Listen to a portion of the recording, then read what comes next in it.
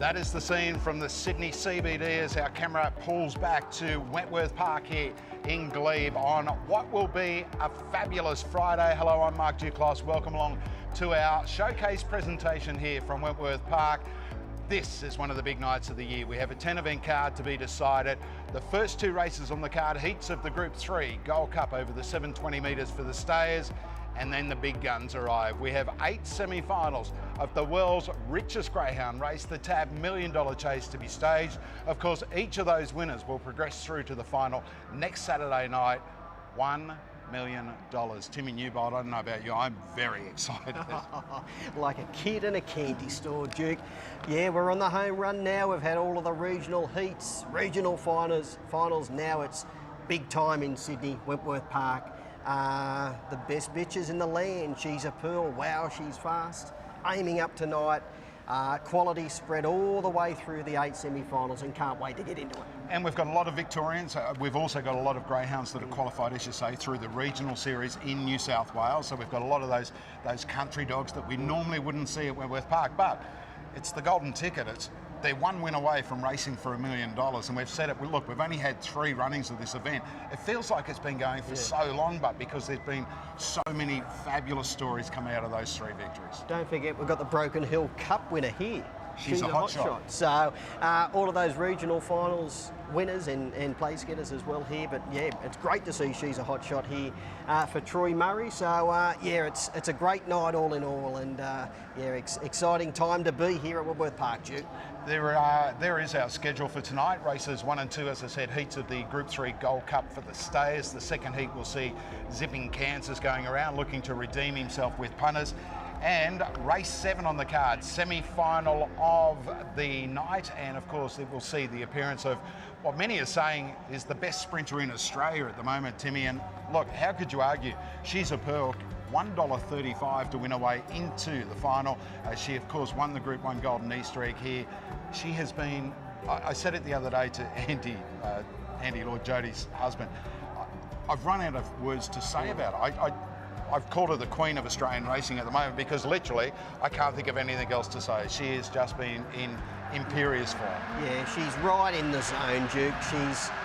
She's the ultimate greyhound. She's a great beginner. She's got speed, which is basically unleadable, particularly here at Wentworth Park. It'll be interesting when Andy and Jody decide to travel her interstate, but here at Wentworth Park, she's certainly the queen here, and it'll be a brave man to suggest she won't be winning her way through to the final next week. All right, Greyhounds are in the parade yard. We have the preview being conducted at the moment. Let's take a look at the market for race number 1 on the card here at Wentworth Park. It is, of course, heat number 1 of the Group 3 Gold Cup, and the favourite, Super Estrella, for Dave Smith at $1.95. Nix Bale from the Samantha Grenfell kennel at $4.60. Zipping Virginia back from a campaign in WA at $4.50. And then we've got Ziggy Stardust at $13. In Your Time and Hester, and also Impatient Devil, the 3 roughies of the race. Let's take a look at the speed map here, Tim, and Super Estrella, I think she just bounces out in front and keeps rolling. She's a clear leader on the speed map, Duke. She led for a long, long way at her latest run down by Stanley Rowe, but she should cross lead and she'll take some running down. And I guess the thing to really take into consideration with Super Estrella, her first 700 was in a heat of that Association Cup. It had been, 3 months that she'd been over the distance. She is rock hard fit tonight. All right, Minnie Finn has Zipping Virginia in the opening event. As I said, it's just come back from a campaign in WA, and Mick Cowley caught up with Minnie a short time back. Joined by Minnie Finn, who has Zipping Virginia in the first event, the Gold Cup heat. Minnie's only just been back with you this week. Yeah, she flew home on Tuesday because she was in a final in Perth last Saturday night, and yeah, she's pulled up really well. She will obviously be chasing Super Estrella. I think they all will, but she is strong and she's got to be a hope. Yeah, there's no way she'll be leading, but she's very strong. So if she can get a run at the first turn, she won't leap the fence and she might run a hole. This event for her, yeah, obviously she's been in Western Australia. Was the plan always to bring her back, or was it just something that we may as well have a crack? Oh, no, they're going well over there, but they're in the same race each week, and she can't drop back to a 600 because she's too slow early, more dour stayer, so we thought we'd bring her home and press forward here. Good luck in the first race tonight. Thank you. Minnie Finn there, speaking about number 3, Zipping Virginia. Timmy, let's go through the starters in race 1 on the card, the first heat of the Group 3 Gold Cup. Ziggy Stardust from box 1. Go back 4 starts. It actually ran a really good run, a really good race here over the 500, clocking 29.96. It then stepped up to the 700 at its last start and ran 42.46. Will need to go a lot quicker on the clock to win this. Yeah, and in a much easier race than he did contest on that occasion. He has been in the money in all 4 runs, track and trip, but in easier grade. He will need the lift for tonight. Number 2 is Nix Bale, a Group 1 winner from the Samantha Grenfell Kennel. Last start second at Sandown Park over the 595. Prior to that, it had sprinted well there, running 29.65. We have to go back to mid-March for its last 700, where it ran 4th at Kennington. Getting out to a really good price at $5, Duke. Look, class on the side, as you just mentioned, Group 1 Hume Cup winner late last year at the Meadows. Well drawn on the 2, big danger to the favourite. We just heard from Minnie Finn about number 3, Zipping Virginia, finished 6th in that final at Kennington last week. Prior to that, won there in 41.67, a best of night run there. If you go back through its old form, Tim, 35.50 winner at Richmond over the 6.18, which is absolutely hiking. PB of 42.29 here, been in the money of 6 of 9 runs, track and trip. Lacks early dash, as Minnie just said, but really strong. She's a genuine winning chance. Okay, number 4, Mixed Recall for Jamie Hoskin, all the way down from Churchill in Queensland. She's on debut here. She's a 18-time career winner, comes off a last start win at Ipswich over the 520 metres in 30 and 59. Up sharply in distance on her latest run. Did go into that after a bit of a freshen up. Fitness might tell at the end of the race, but she should roll forward and run a cheeky race. I'm sure Super Estrella will be the anchor bet for a lot of people with their multis. I know she is for me. On my map, she just jumps and runs. And as said, tonight she's 4th up over the 720 metres, rock hard fit. She won a heat of the Association Cup going 42.10, ran 4th in the final, then ran 2nd behind Stanley Road at a last start. Can you see anything leading her firstly? No, she's my best bet on the program. I think she just goes straight to the top and runs her rivals into the ground. She's run down by Stanley Road at her latest run, only in the latter stages. As you just mentioned, I think she'll be rock hard fit now, 4th up over the 720 this preparation. Did run 16 even to the first mark, 16 even when you're just about every 280 metre event here. So we do expect Super Estrella to come out running. Impatient Devil for Troy Provis, 2 starts back, ran 2nd behind Fantastic Raven at Dubbo in a heat of the Country Classic there. Hard to see it winning. Yeah, would need to lift sharply.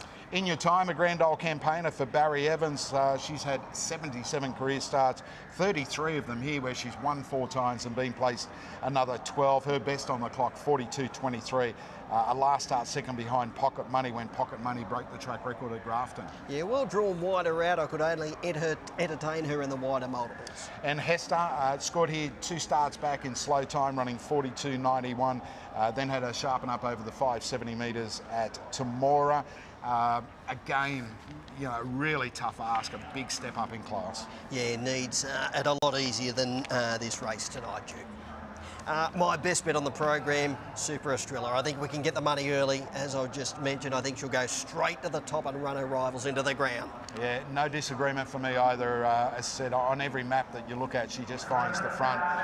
4th up tonight over the 720. As we just said, she is nearing her peak form here. Of course, the final for this race is on Saturday week, but from box number 5, we just see, well, we're hoping to see Super Estrella carved to the front.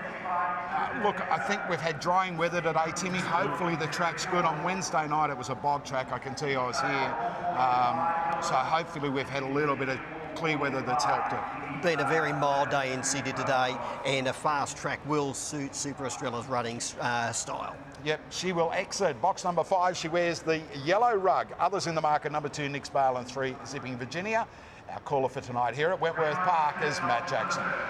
$1.75 Super Estrella to bounce the favourite here. They're ready. And they're racing now. And she was away okay, Super Estrella. Mixed Recall bounced out fast. Leads her at the first corner. But Super Estrella's moved up and now taken the front from Mixed Recall. Getting up on the rails into 3rd is Ziggy Stardust, and 4th is In Your Time. A gap then to Impatient Devil. Well back is Nix Bale, Hester and Zipping Virginia. Out of the straight now, and it's Super Estrella. The favourite leads into the back by 2 lengths Ziggy Stardust. 2 lengths away, Mixed Recall in third. A gap then in your time.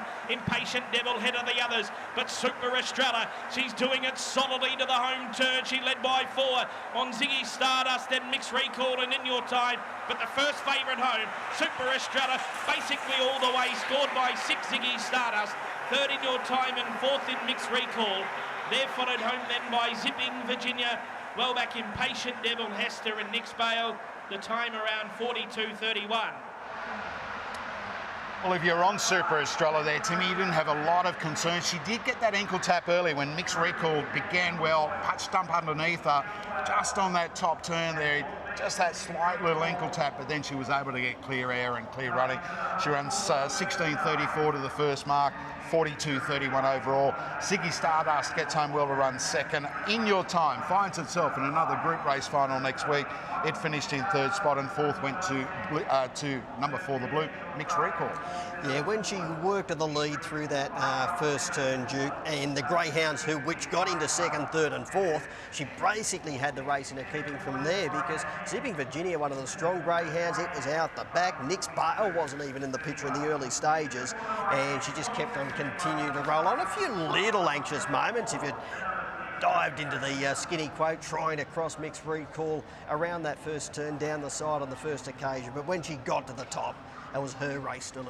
Yeah, I'm not sure about this track, Timmy. Look, you can see the footprints there, and the paw prints around the home turn here, or around the first turn, I should say.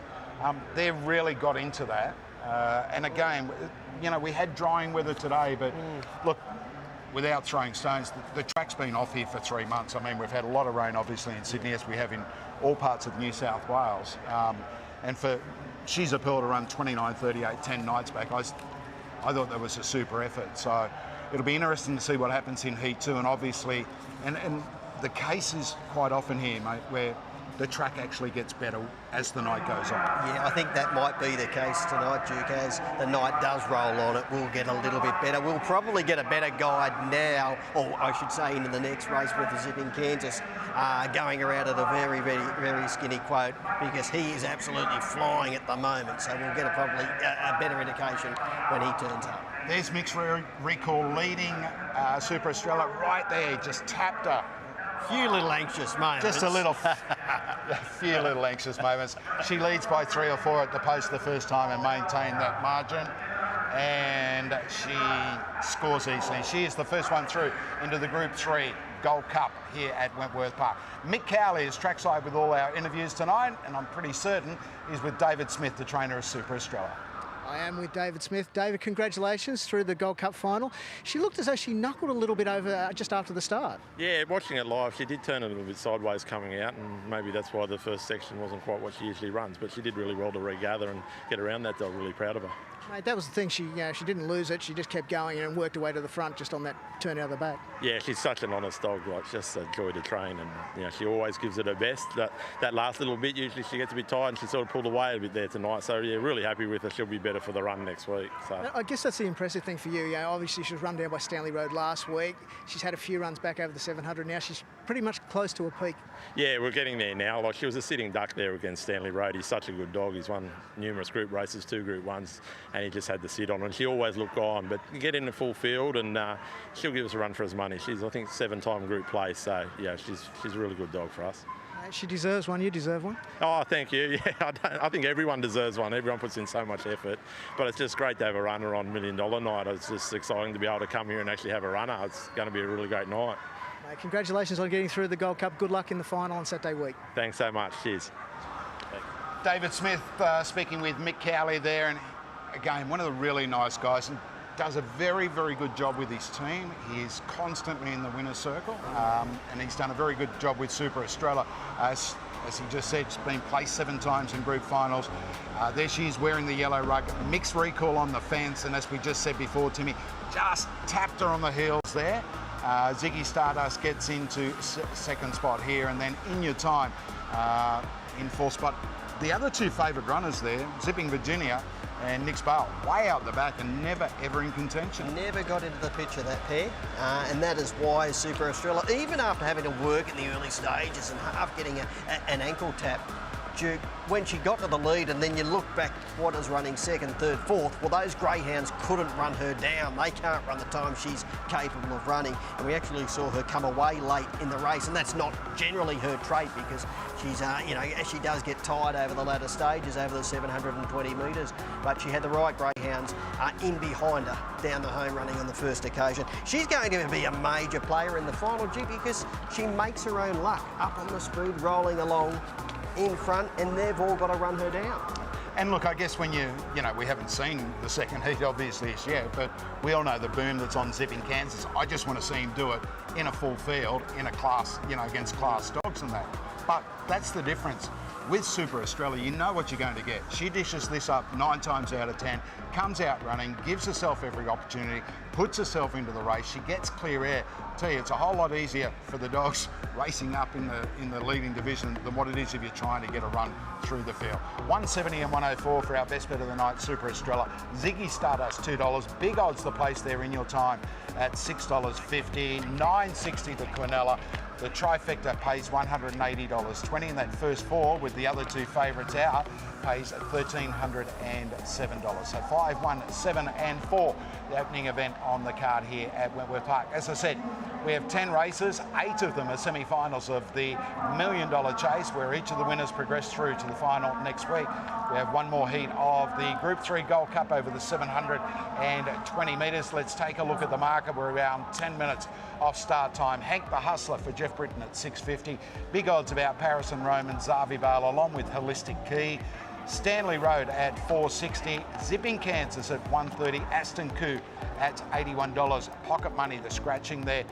Timmy, I guess everyone, they're going to hold their breath with Zipping Kansas, particularly at box race. We saw him get rolled in a heat of the Association Cup. We saw him get rolled in the Association Cup final. He went inside the track record at the Gardens over the 600 metres.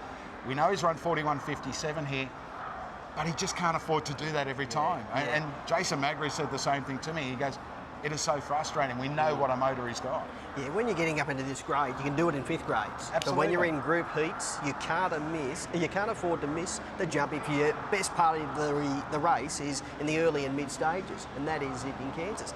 On that track record run in a trial at the Gardens, they do tell me the track was very, very wet on that occasion, and had it been a quick track, would have broken 34 and smashed 34. So he is airborne going into this series. No surprise to see him. Of course, he took half a second off the track record at Bulli over the 590, but, you know, you can't come out poorly, bust your gut to get up near the lead, and then still find something at the death. He's not that experienced a stayer at the moment to be able to do that. And you've got an old warhorse like Stanley Road in this race, who it was so good to see him win last week, or win at his last start, beating Super Estrella. Yeah, back to somewhere near his best. He'll walk out from box 5. That's where Zipping Kansas should get room to explode in the early stages. But that's what he's done all his life, hasn't he? That's right, yeah. That we all know he's a back marker. He relies on luck to get into the races. But, yeah, he was just getting back to his best. You could see he was just improving each and every run, and he got back into the winner's circles. He hasn't been the same since the Melbourne race. Being badly fought in a race down there. Yeah, he hadn't been the same since coming back home. There's Zipping Kansas, big fawn dog. We don't see a lot of fawn dogs. When I was growing up, there were fawn dogs. And my first ever Greyhound was a fawn dog. Yeah. We don't see a lot. But my first winner here at Wentworth Park was a beautiful red fawn dog. Find your bookie. Find your bookie. There is Jason Magri with Zipping Kansas, a short price favourite for heat number 2. Race 2 here at Wentworth Park on $1 Million Chase semi-final night. We'll take a short break. Come back with more after this.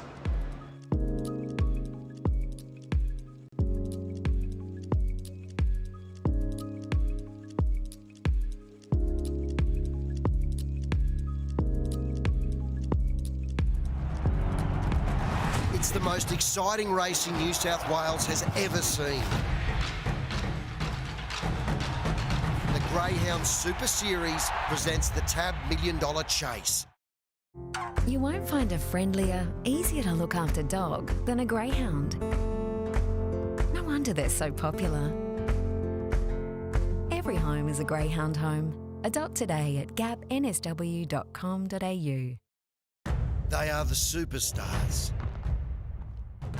The very best of the best. The legends.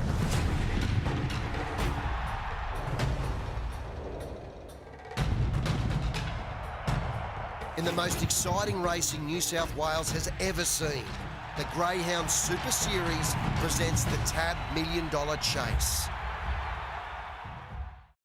Our Gap Greyhounds are really good-natured. The great thing about getting your new best mate from Gap is that they've all been carefully assessed and socialised with other dogs. They're actually couch potatoes, so they're great for families and working couples and work well with pets and home environments.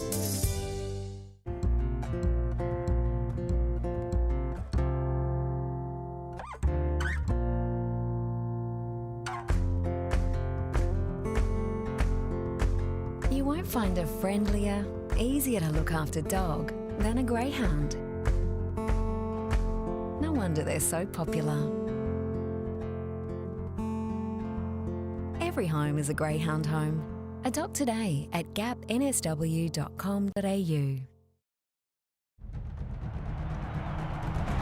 It's the most exciting racing New South Wales has ever seen.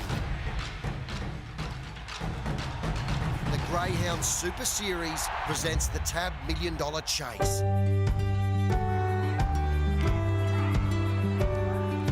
There is Holistic Key. I think that's Mel Davidson handling Holistic Key, or is it April McKay? We're about to find out. It is April McKay. For trainer Mark Davidson, Holistic Key, one of the real roughies in the race. It scored here going back 4 starts in 42-42, but this is a different class altogether. Unfortunately, Mark hasn't had the best of weeks. His $1 Million Chase runner, Mickey Dool, trialled here on Tuesday night and pulled up a little injury come Wednesday morning, so had to be scratched. So it would be good to see Holistic Key run a cheeky race for Mark tonight. And of course, the first 4 place getters in this Group 3 Gold Cup heat will progress through to the final on Saturday week. Here is the latest market. He's in from $1.35 to $1.30 with the odds at the dogs. About Zipping Kansas. Stanley Road is a touch at $4.60. The only other runner that punters seem to think have any chance is number 1, Hank the Hustler, who has run 41.94 here, and at those odds, I know there's only 2 place dividends, but if you're looking to play all ups through multis and want something just to run a drum, Hank the Hustler might be that value dog for it. Yeah, and he's beautifully drawn on the rails too, Duke. He's won 6 out of 8 from the inside alley, so he's got his alley. He'll roll forward, and I think if there is a knockout to the favourite, I think it could be Hank the Hustler. Stanley Road is an obvious danger, but he'll be back in the pack.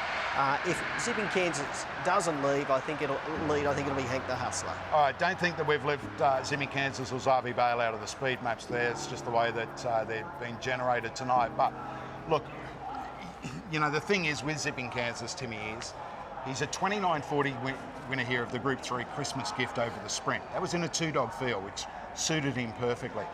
He still needs to come out. I know it's only a 7-dog field, but he still needs to come out. There he is. Looks well on his toes tonight and eager to go as he's handled by his trainer, Jason Magri. But, as we just said before, you just can't afford to give away big starts. I'd actually love to see him come out running, get clear air. We saw him run 41.57 the first time he appeared here over the 720 metres. As I said, I still don't think the track's, you know, anywhere near its best. I'm thinking if he breaks 42, if he runs 41.9, or whoever wins the race runs 41.9, that is an absolute top effort tonight. Yeah, I think we will get a bit of indication after the running of this race, Duke.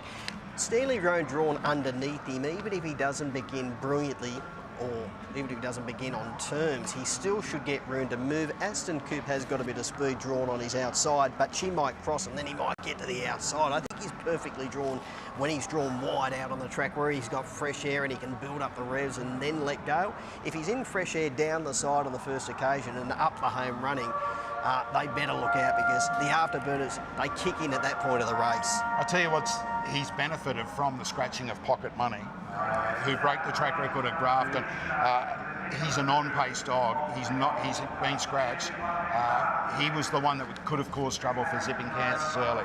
Let's go through these runners as they make their way to the 720 metre boxes. Hank the Hustler off box 1, finished 6th in a middle distance race for a 680 metre race at Geelong, but as said to me, 5 starts here, 1 win, 3 minors, and a best of 41.94. And as I mentioned earlier, great record from the Cherry. He's probably not racing as well as what he can, but the box draw brings him right into this and suited back up to the 720. Number 2, Paris and Rome for owner Matty Addard and trainer Tom Rees.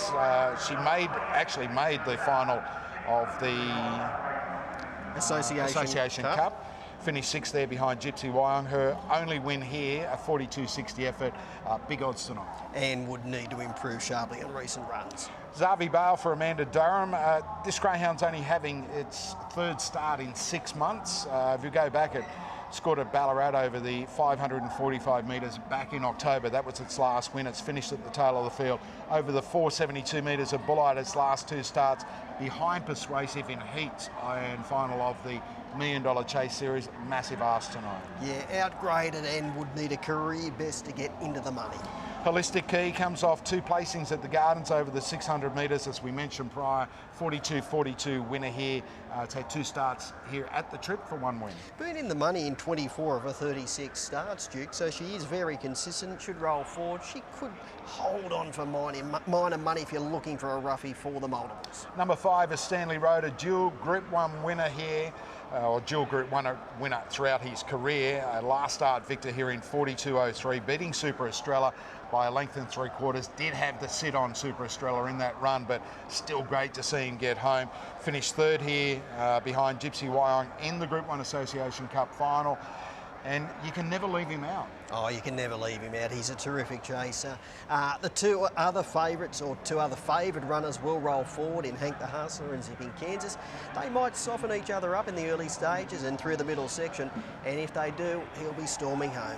All right, number 6 is the favourite, Zipping Kansas for Jason Magritte. First start here, ran 41.57, albeit I think it was a 4-dog field that night, so he got plenty of favours in the run. Then went to Sandown Park, ran 41.27. Then went to Bullite, took half a second off the 590 metre track record. Finished 2nd in his Group 1 Association Cup heat, and then struck bad bother in the final when he blew the jump. Yeah, totally forget his last run prior to that. He was gallant behind Mapunga Ruby, who is, Duke, arguably the best stayer in the nation at the moment. Number 7, Aston Koo.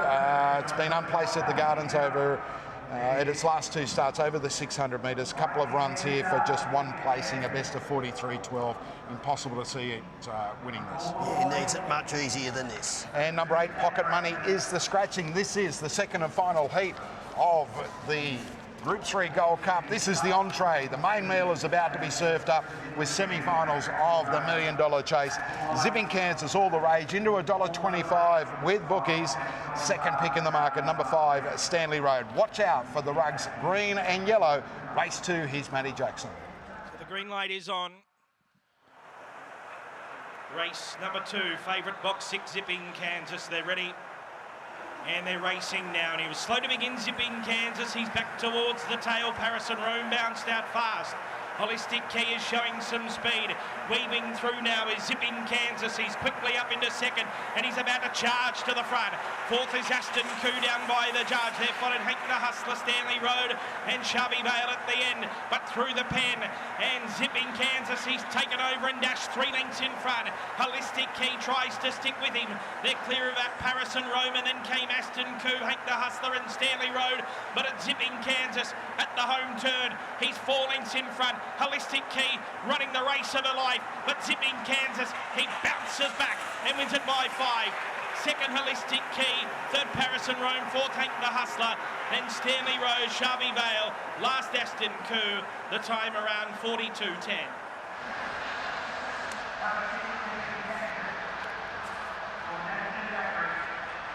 .42.09, the winning time there, Timmy. He found the front by the winning post the first time around. Again, he's blown that jump. He's had to work really hard, and that's his biggest nemesis at the moment. Good win, 42.09 on a track that's not great. But boy, oh boy, when he takes on Group 1 stayers, that's going to be a big bugbear for him. It sure is, Duke. He got home tonight, but he can't continue to do that when he's up in grade in the big finals. Jason has got his work cut out trying to mend those box manners. Look, he was too good tonight. He got room in the early stages down the side. He got into the clear. At this point of the race, it was all over because he was about to go straight past Holistic Key, and then Stanley Road, Hank the Hustler weren't even in the picture at that point. So this is my point. The dogs that have run second and third behind him, beaten only 4 3/4 lengths, 100 to 1 shots literally. Absolutely. I'll tell you what, Holistic Key, I think Maddie might have even mentioned it in the course. She has run the race of her life, and it's great to see her qualify for Mark and Mel Davidson after having not a great deal of luck with Mickey Doo being scratched from the semi-finals tonight. Look, no knock on him, right? No, he's done it. yeah. He's run 42.09 on a track that isn't great. I'm just looking forward when he does take on the Group 1 stayers again, Timmy. And when he does line up in the final next week, Duke, he's going to meet Super Estrella, who is pretty much unleadable if she begins. So can he burn her off in the early and mid stages? Yep. It's not going to be any easy feat. I think he needs to draw wide out in 7 or 8. All right, they are the questions that trainer Jason Magri will literally be asking himself. He is trackside now with Mick Cowley. Jason, congratulations through to the final of the Gold Cup. What are your thoughts on the performance? Slow to begin again? Yeah, it looked like he missed the kick again, so probably needed to hit out the blowout, the 700, got a bit tired, but I'm happy he just won, give him some confidence back, getting back in the winning circle. What have you done since that last run in Association Cup? Done much with him? Well, we just eased up about 10 days, gave him a 500, gave him a 600 last week at the Gardens, and he's gone into this, so it's been 3 weeks. No 700, but we sort of worked out what we've got to do with him now, so yeah, we hope it's going forward with him, it's good. How key is that start going to be next week in a final? It's him. I can't get him to come out, it's just the dog. So he's a big lanky dog, he's just, sometimes he'll nail it and then sometimes he gets out average, but he's just going to have to learn to race, that's him. I guess a couple of weeks ago he burned up a lot of energy to catch up to the leader, sit on the side of the leader. Kind of ran out a bit of stride. Tonight, worked his way to the front and was strong late as well. Yeah, he kept plugging along good, so he probably can hit the line a bit better, but probably next week he'll be a lot fitter for the run, so just go from there. You just got to qualify, that's what it's about. So. Tim Newbold just mentioned before, box draw, would he be best drawn out wide, do you think? I'd like to see him in the 8, yeah. Just so he gets plenty of room early and get into his gear straight away. If he doesn't draw the 8, Red would be next best. Good luck next week in the final. Thank you. Mick Cowley there with Jason Magri, and look, Jace hit it on the head, right? He's a dog that's had 25 starts. He's won 15 races now. He isn't going to change his box manners in the space of a week to me. What he's got is what he's got, and there he is, last out again. He does get that clear air. As I said, if the pink was in the race, it would have been carving across, but he was able to get that run through, chasing Holistic Key, Paris and Rome, and then when he hooks to the outside here, you can see what a motor he's got. He's a big, lanky dog with a huge, big stride. And look, he didn't race away from Holistic Key, but he did what he had to do. And again, no knock on the dog, but when you're racing Group 1 dogs, you've got to have everything going your way. It was probably more a tradesman-like performance, Duke, not an explosive performance. He got the job done. He'll be better fitness-wise come final night. I think Jason is pulling his hair out, and I think he probably just knows, and I think he's just conceded. It is just Zipping Kansas, the way he begins. And you've got to hold your breath. I mean, yeah. You know, if he draws the 8, as Jace said. Yeah, he wants 8 in my opinion. Oh, he can build up the rep. Even if you're drawn the inside, you're going to have pace coming across and you might be able to get that fresh air. If he's out on the 8, there's nothing on his outside worrying him. He can just stay out there and then just let go. And I think that's what he needs when he's going to continue to begin like he did there tonight. Look, he ran 3 lengths faster than Super Estrella, right? She copped that little bump at the top turn, but, he still had to work hard. I've got no doubt the track's still at least 2/10 off. So to me, it's probably a 41.9 run. Jace mentioned that he, freshened him up and then give him a 500, then a 600. We were speaking pre-race where he broke that record at the Gardens. He needed that 700, so his back end, he's come home in 12.57. Again, nothing wrong with that. I'm just playing devil's advocate moving forward, but at start 26 next week, he's not going to do anything different, unless it is one of those occasions where he does actually nail the jump and comes out running. And as I said, he's a greyhound that I guess, keeps you guessing. We know what sort of ability that Zipping Kansas has got. And both Timmy and I, as soon as we threw to Matt Jackson, we looked immediately to the 700 boxes to see where he'd come out. Again, it's hard to sort of, put these dogs in boxes and say, oh, well, he's rocks or diamonds at the jump. Yeah. He is rocks or diamonds at the jump. He is. I'd nearly say he's just rocks now. He's just not beginning at all. Good runs by the second, third as well. They ran bottlers, Duke. He's going to be a dominant favourite again in the final, there's no doubt, because there's no Stanley Road, no Nick's Bale, no Zipping Virginia. So other than the two favourites winning the opening two heats, a lot of the roughies have pretty much got through to the final. He's $1.30 already. I'd say he probably would be. $1.30, $1.40. Super Australia will be a clear second pick in the betting market, and then probably Hank the Hustler third pick. $1.30, $3, $8, something like that. Oh, Super Australia will have to be $5 or $6, you'd think. They're not getting a lot of favours lately. Yeah, 7 days. And again, she looks the only one, that's going to challenge him. And Hank the Hustler, who'll probably be on the third line of betting, he is racing below his best at the moment, so he's going to be a dominant favourite. Will it be a brave man if he draws box 8? He's a genuine $1.30 chance, but if he draws in the middle with a bit of pace around him, gee, bookies. They'll still try and get us. No, they don't take them on anymore, I don't think, but if I was a bookie, I'd be taking on just a fraction at the $1.30. All right, the entree has been delivered and devoured, and now the main meal is about to be served. We have got the next 8 races here at Wentworth Park, 8 semi-finals of the TAB $1 Million Chase. The winner of each of these races will be here on Saturday week, trying to earn connections a cool $1 million. Say it quickly, say it slowly, it doesn't matter, it's still $1 million. Okay, here is the field for race number 3. Casual Glance, unfortunately, a scratching for Mick and Michelle Leal. March Legend gets the start from box number 1. It's at $15. Zipping Maserati at $2.80, I think, is way under the odds. Lala Kiwi at $2.45. Little Zephyr, trialled well here at $7. My Boy Rocking and Tara Swift, big odds. Irinka Riley, actually, big odds at $12, Timmy. And Hold Me Up at $12 as well. A very early tip from you. I'm with Lala Kiwi, reigning Group 1 Australian Cup champ, won the Ambrosoli here. Who are you with? A little bit of value. The Northern Rivers Pocket Rocket. Little Zephyr. She trialled well here last week. I think she'll improve a couple of tenths on that trial. Maybe not on tonight's track, but I think she can lead this race. I was more confident when Casual Glance was in the race, because I thought Little Zephyr could lead with probably Casual Glance getting to second, and then it all depends where Zipping and Lala Kiwi were in the run. But I think she's a great chance and a bit of value here.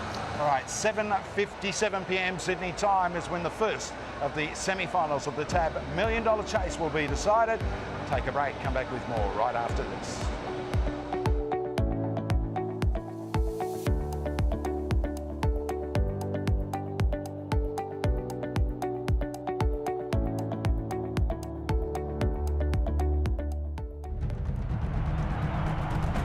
It's the most exciting racing New South Wales has ever seen. The Greyhound Super Series presents the TAB $1 Million Chase. You won't find a friendlier, easier to look after dog than a greyhound. No wonder they're so popular. Every home is a greyhound home. Adopt today at gapnsw.com.au. They are the superstars. The very best of the best. The legends.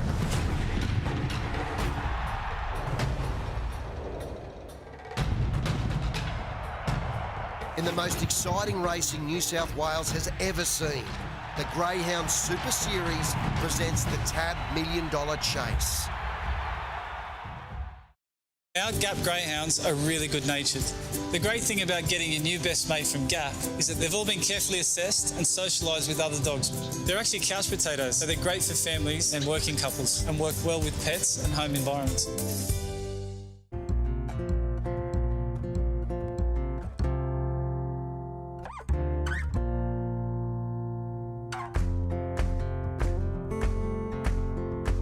You won't find a friendlier, easier to look after dog than a Greyhound.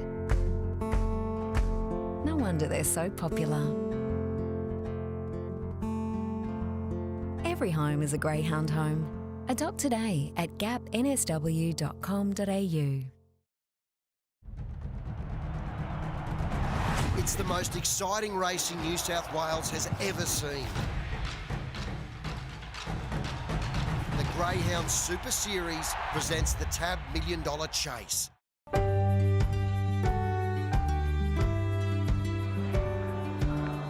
There is Brad Keel handling number 3 Lila Kiwi in the first semi-final of the TAB $1 Million Chase. She finished second here at a last start behind Coast Model. Struck trouble in that run, Timmy, and Coast Model got out to a big lead. The start prior, she beat the kennelmate Zippy Tesla in the Group 3 Ambrosoli after being run out of a Golden Eastery final, or the semis, I should say. Number 2 there is Zipping Maserati, but again, if you're looking at a market, to me, well, the market's probably corrected itself a little bit there. We had Zipping Maserati at 235, Lila Kiwi 285 just before the break. They have been reversed. March Legend starts from box 1 as he did last week here at Wentworth Park. Zipping Maserati 270, 245 Kiwi, Lila Kiwi, Little Zephyr, the one you like, at $7. And then we go out to Rinka Riley and Hold Me Up, both at that $12 quote. All right, so as I said, Lila Kiwi finished second here behind Coast Model, but the start prior, she'd won the Ambrosoli. We know that she's a very, very classy greyhound. I'm still not certain that she's actually brought her best Melbourne form to Wentworth Park. I agree with that. She just seems to feel her way around the track. But I've got to say, even though she was beaten, 6.5 behind Coast Model here last time out, gee, she got absolutely smashed at the first turn.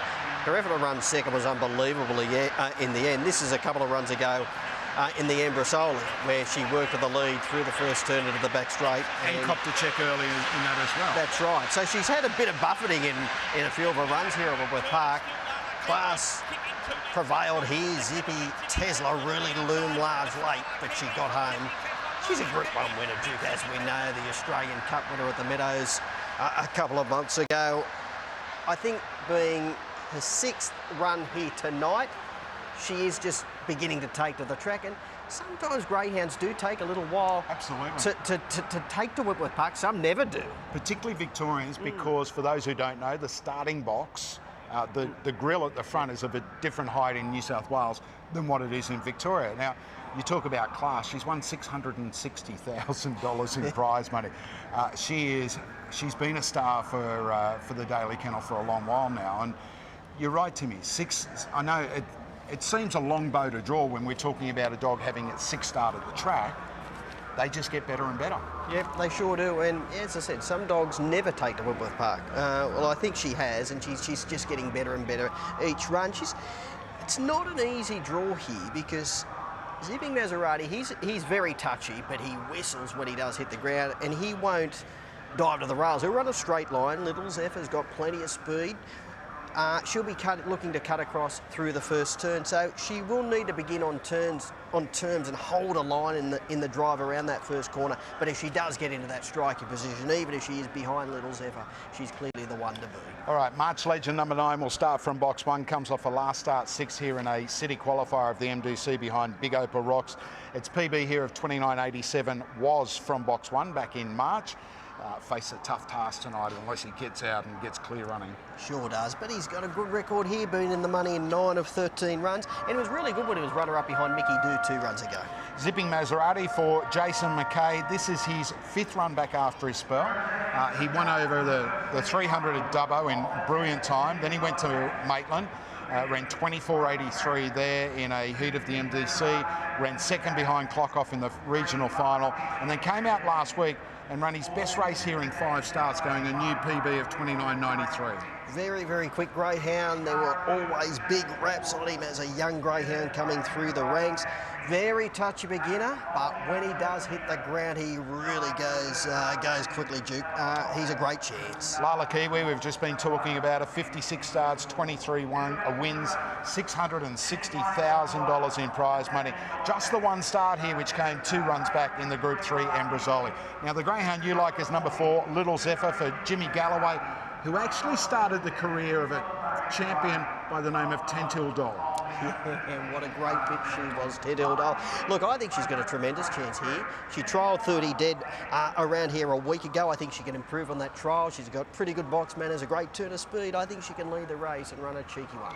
9 starts for 5 wins for Little Zephyr. Number 5, My Boy Rockin' for Brian Smith. Brian and Joanne have got 2 runners here tonight. It won the regional final of the MDC at Wagga, going a very, very slick 30.04. Had box 1 on that occasion, has drawn the 5 here tonight. Tricky draw outside all of the favourites. He'll need a little bit of luck through that first quarter. Tara Swift for Shane Poolbrook. It ran second in the Temora regional final. Big odds tonight for it. Number 7, Irinka Riley. I thought it was probably the value at $12. Look, I've always penned this dog as an inside dog, but at $12, he's a 29.66 winner here, Tim. Oh, absolutely he is. And Duke, he did win a heat of the Pools of Thunder from box 8 here, so he can get across on his night. I agree, if there is a knockout outside the 3 favourites who are hard in the market, it is definitely Irinka Riley. And number 8, Hold Me Up for Joe Comito at Kellyville in Sydney's western suburbs. The last start, 3rd behind Clock Off in the regional final. If we go back 4 starts here, Tim, off the rails, ran 29.87. Sure did, and he's got a bit of speed, so he'll be charging down the outside in the early stages. I'm not sure whether he can get across. My banker for the race is Little Zephyr. I think she's the best value all evening. I think she can go straight to the top and run a really, really big race at a good price. All right, my best is Lala Kiwi. She is the most credentialed runner in this race.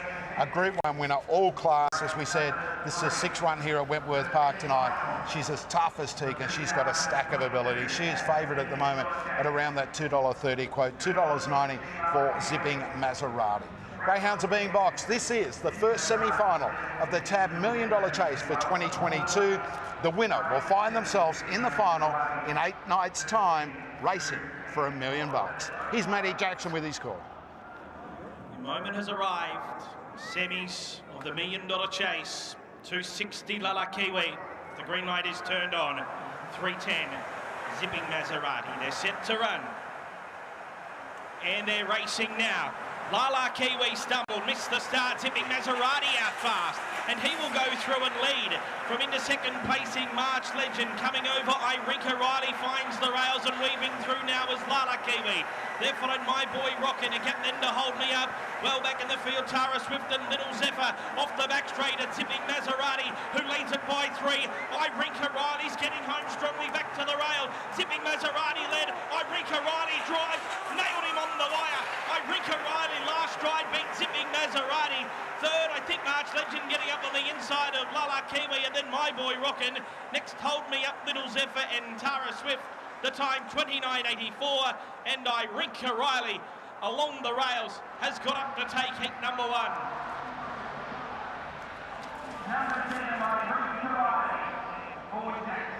Irinka Riley, well, he was the second stringer of Jack Smith tonight. Of course, he's got Miss Esme in another of the semi-finals, and down the back when Zipping Maserati led clearly, there was only one danger, and that was Irinka Riley. And look at him right up along the fence. Around that $12 quote, he's run 29.84, 7, 2, 9 and 3, the winning margin ahead, Timmy. He is a tenacious chaser. When he got into second position, as you just said, there's only one possible danger to the leader, and it was Irinka Riley. He's very, very strong. He knuckled down what it mattered and he reeled in Zipping Maserati. 5:52, 13:79, 17:88. So he was carving out time in front. 11:96. He got very tired, Zipping Maserati, and Irinka Riley steamed right up the inside and nailed him on the wire. That's his 6th win here at headquarters. Mick Cowley is trackside with a very happy Jack Smith. Jack Smith, congratulations. First one through to the $1 Million Chase final. Your first runner in a $1 Million Chase final. Bit of a surprise?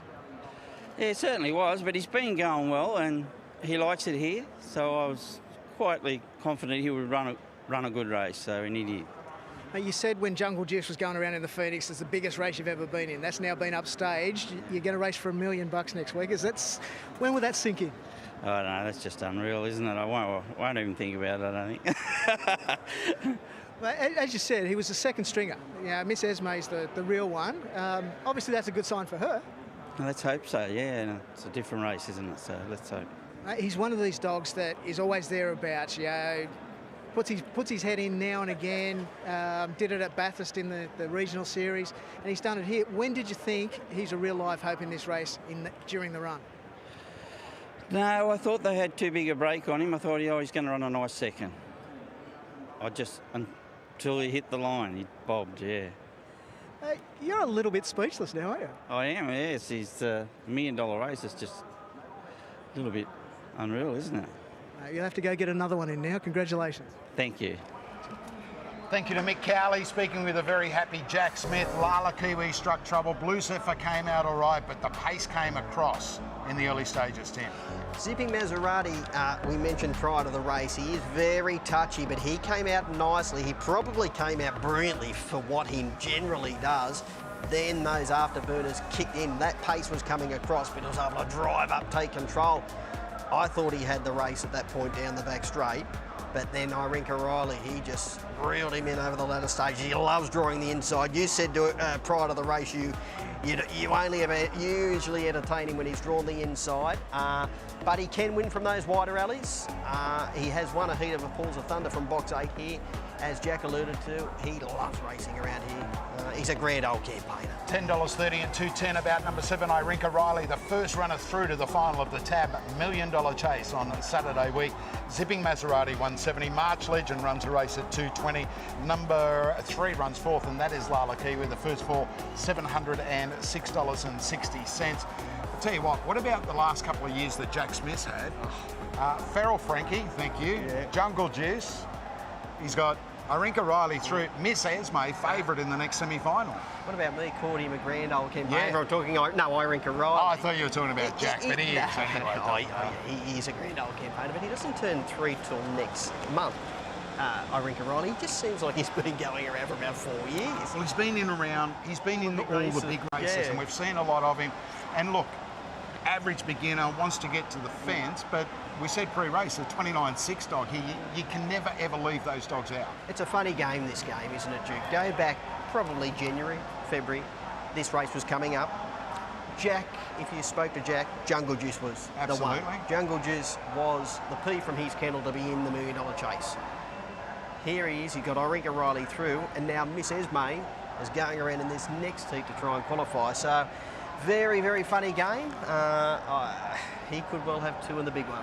He could. He certainly knows how to prepare a winner. Of course, he is the great Johnny Finn's nephew, so the apple doesn't fall far from the tree there as far as training prowess is concerned. Look at that. Zipping Maserati on the outside. And that big fawn dog through to the final. Irinka Riley, the first one in, and there is Jack Smith. Give us a thumbs up. Good on you, Jackie boy. And a great promoter of greyhound racing. Lovely bloke too. He's a fantastic and of course, Jack is only the front because Marie does all the work. She does all the work. Yeah. Doesn't he love the limelight too? I was going to say media something, but I'll just say media groupie is probably the best way to put it. That is Jack Smith. He's got Irinka Riley through. He's got Miss Esme in the next semi-final. Let's take a look at the market. She was around $2.70 this afternoon. She is that same quote at the moment. Good to go. Gets to start off box number 1 at $9 for Joshi Formosa. Again, Zipping Lopez, Jason McKay. He'll be hoping for better luck in this final at $5. Corborn Hooper, $91 for Benny Talbot. Equaliser at $8. Pike down from the Northern Rivers at $26. Fernando Hunter at $6, and Coast Model for Jodie Lord, who of course will have She's a Pearl in race 7 on the card. That is the lineup for race number 4. Miss Esme, the favourite, from box 3 at $2.70. Short break. More coming up right after this.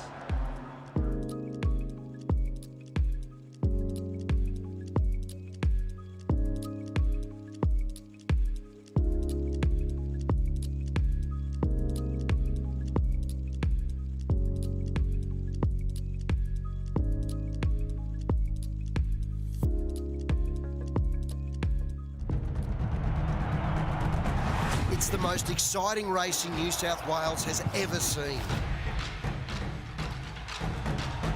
The Greyhound Super Series presents the TAB $1 Million Chase.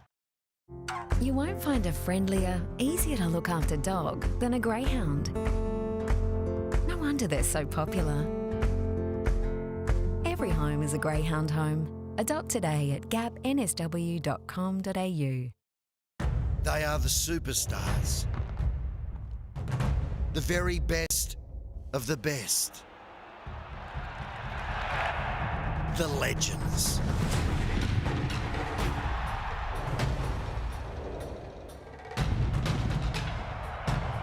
In the most exciting racing New South Wales has ever seen, the Greyhound Super Series presents the TAB $1 Million Chase. Our Gap Greyhounds are really good-natured. The great thing about getting a new best mate from Gap is that they've all been carefully assessed and socialised with other dogs. They're actually couch potatoes, so they're great for families and working couples and work well with pets and home environments.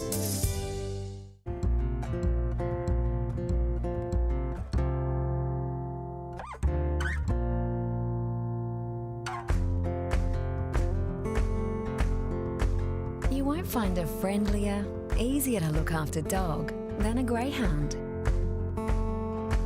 No wonder they're so popular. Every home is a Greyhound home.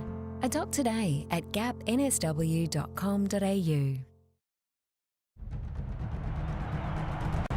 It's the most exciting racing New South Wales has ever seen. The Greyhound Super Series presents the TAB $1 Million Chase.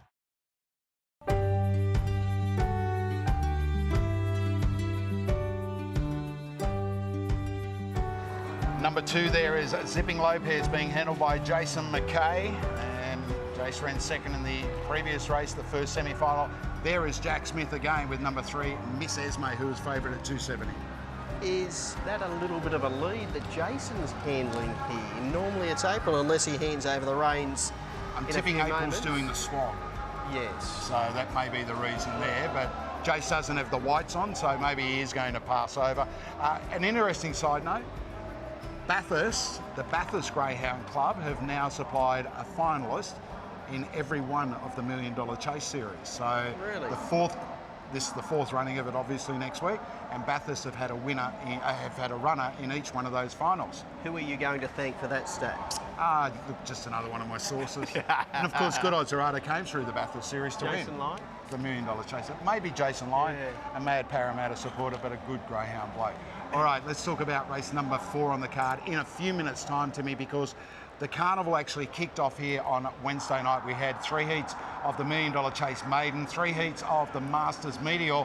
We've dragged out some of our ISOLink stats. Let's take a look first up at the box draw for the $1 Million Chase Maiden, which will be staged on Saturday week. Our boy Duke, the fastest qualifier, comes up with the red box. Again, Belmont Bullet, Nateo Bale, We Don't Share, then Spring Polar, Lavaz Bale, Kai Bale, Let's All Chant. The Grenfells have got a big hand in that, but again, when you look at the winning time there, Our Boy Duke at 30 and 17, clear cut as far as the fastest time in the night is concerned. Sure is, and does draw the coveted Red Alley, which he did have in that heat on Wednesday night. Duke, he's clearly the one to beat. The markets haven't gone up yet, but I would imagine he'll go up around the $1.70, $1.80 mark in early betting. On heats alone, clearly the one to beat. We Don't Share, who was runner-up behind him on Wednesday night, I think will take a stack of benefit out of the run. Tricky draw box number 4. You might be able to tell us a little more about that greyhound. just a little bit. I do own him. Thank you to Andy and Jodie Lord. And look, he, as you said to me, he's the baby. He's only just turned 18 months of age. It was his first run in the field. Got smashed a couple of times. We were confident leading into it, but you're right. He'll take plenty out of that. So that $1 million chase maiden final, it's worth $15,000 to the winner. And we will look at the Masters Meteor a little bit later in the night and also drill down on those Isolink stats. But first things first, the second semi-final of the TAB $1 million chase is the next on the card here. And Miss Esme, the favourite at $275, $5 about Coast Model, and also Zipping Lopez, $6 Fernando Hunter for Michelle Sultana, $8 about Equaliser for Jason Thompson, draws a tough alley again. And good to go for Josh Formosa, gets a start off the red box in this event. For me, and again, I'm looking at Miss Esme's runs since she's come back. She won the heat and final of the series at Dubbo.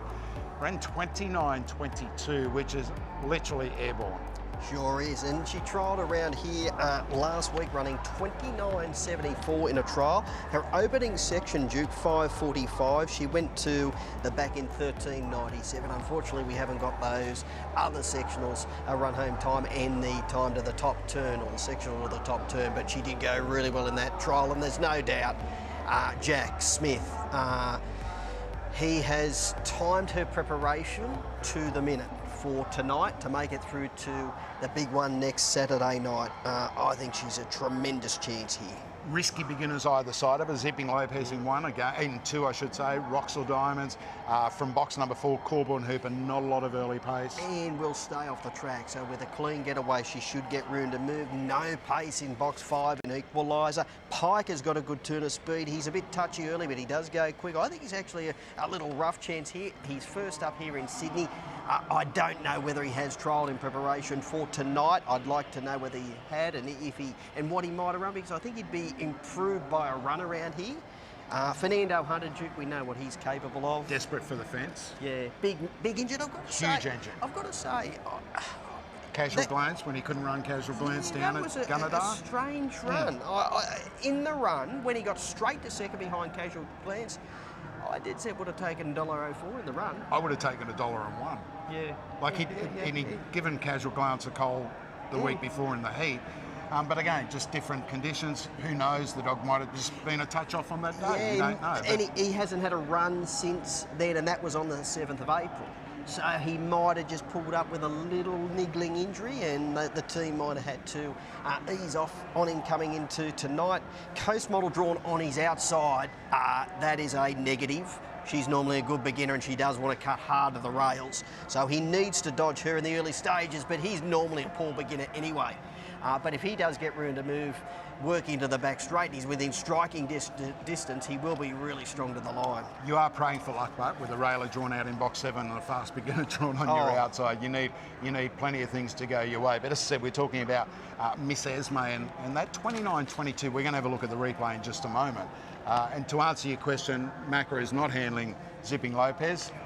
Yeah. April's pull rank again, and she will handle it. We'll probably see him walking through there to the bar, actually. Probably. I tell you what, it's again, these races are all intriguing to me because what we think on paper and what actually eventuates, obviously, sometimes it's quite different. All things being equal, with the pace that Miss Esme has shown since coming back from the spell, and I know it was Dubbo, right, but there were still some good handy dogs in that race, but she absolutely lead-pinged. Absolutely lead-pinged.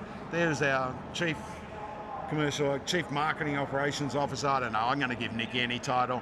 General Manager of Marketing Commercials. Doesn't he pay your Russ invoices? Phelan as well. You better get that right. Yeah, Russ Phelan, also our Chief of Staff at Greyhound Racing New South Wales. The boys enjoying a night out here at Wentworth Park, but hopefully we've got the replay of Miss Esme. Oh, no, the replay's broken. I can tell you what she did. She began beautifully. She went straight to the front and didn't give anything else a chance, winning by a wide-hitting 12 1/4 lengths. And she just blew them off the park. It's quite, again, going back to it is a bit of a funny game, Duke, that at the beginning of the year you'd be thinking she'd be contesting the Gold Cup tonight and not contesting a $1 million chase semi-final. But She's very versatile from day dot when she made a debut here at Wentworth Park, actually in the Magic Maiden, I think, last year. She's always shown a stack of ability.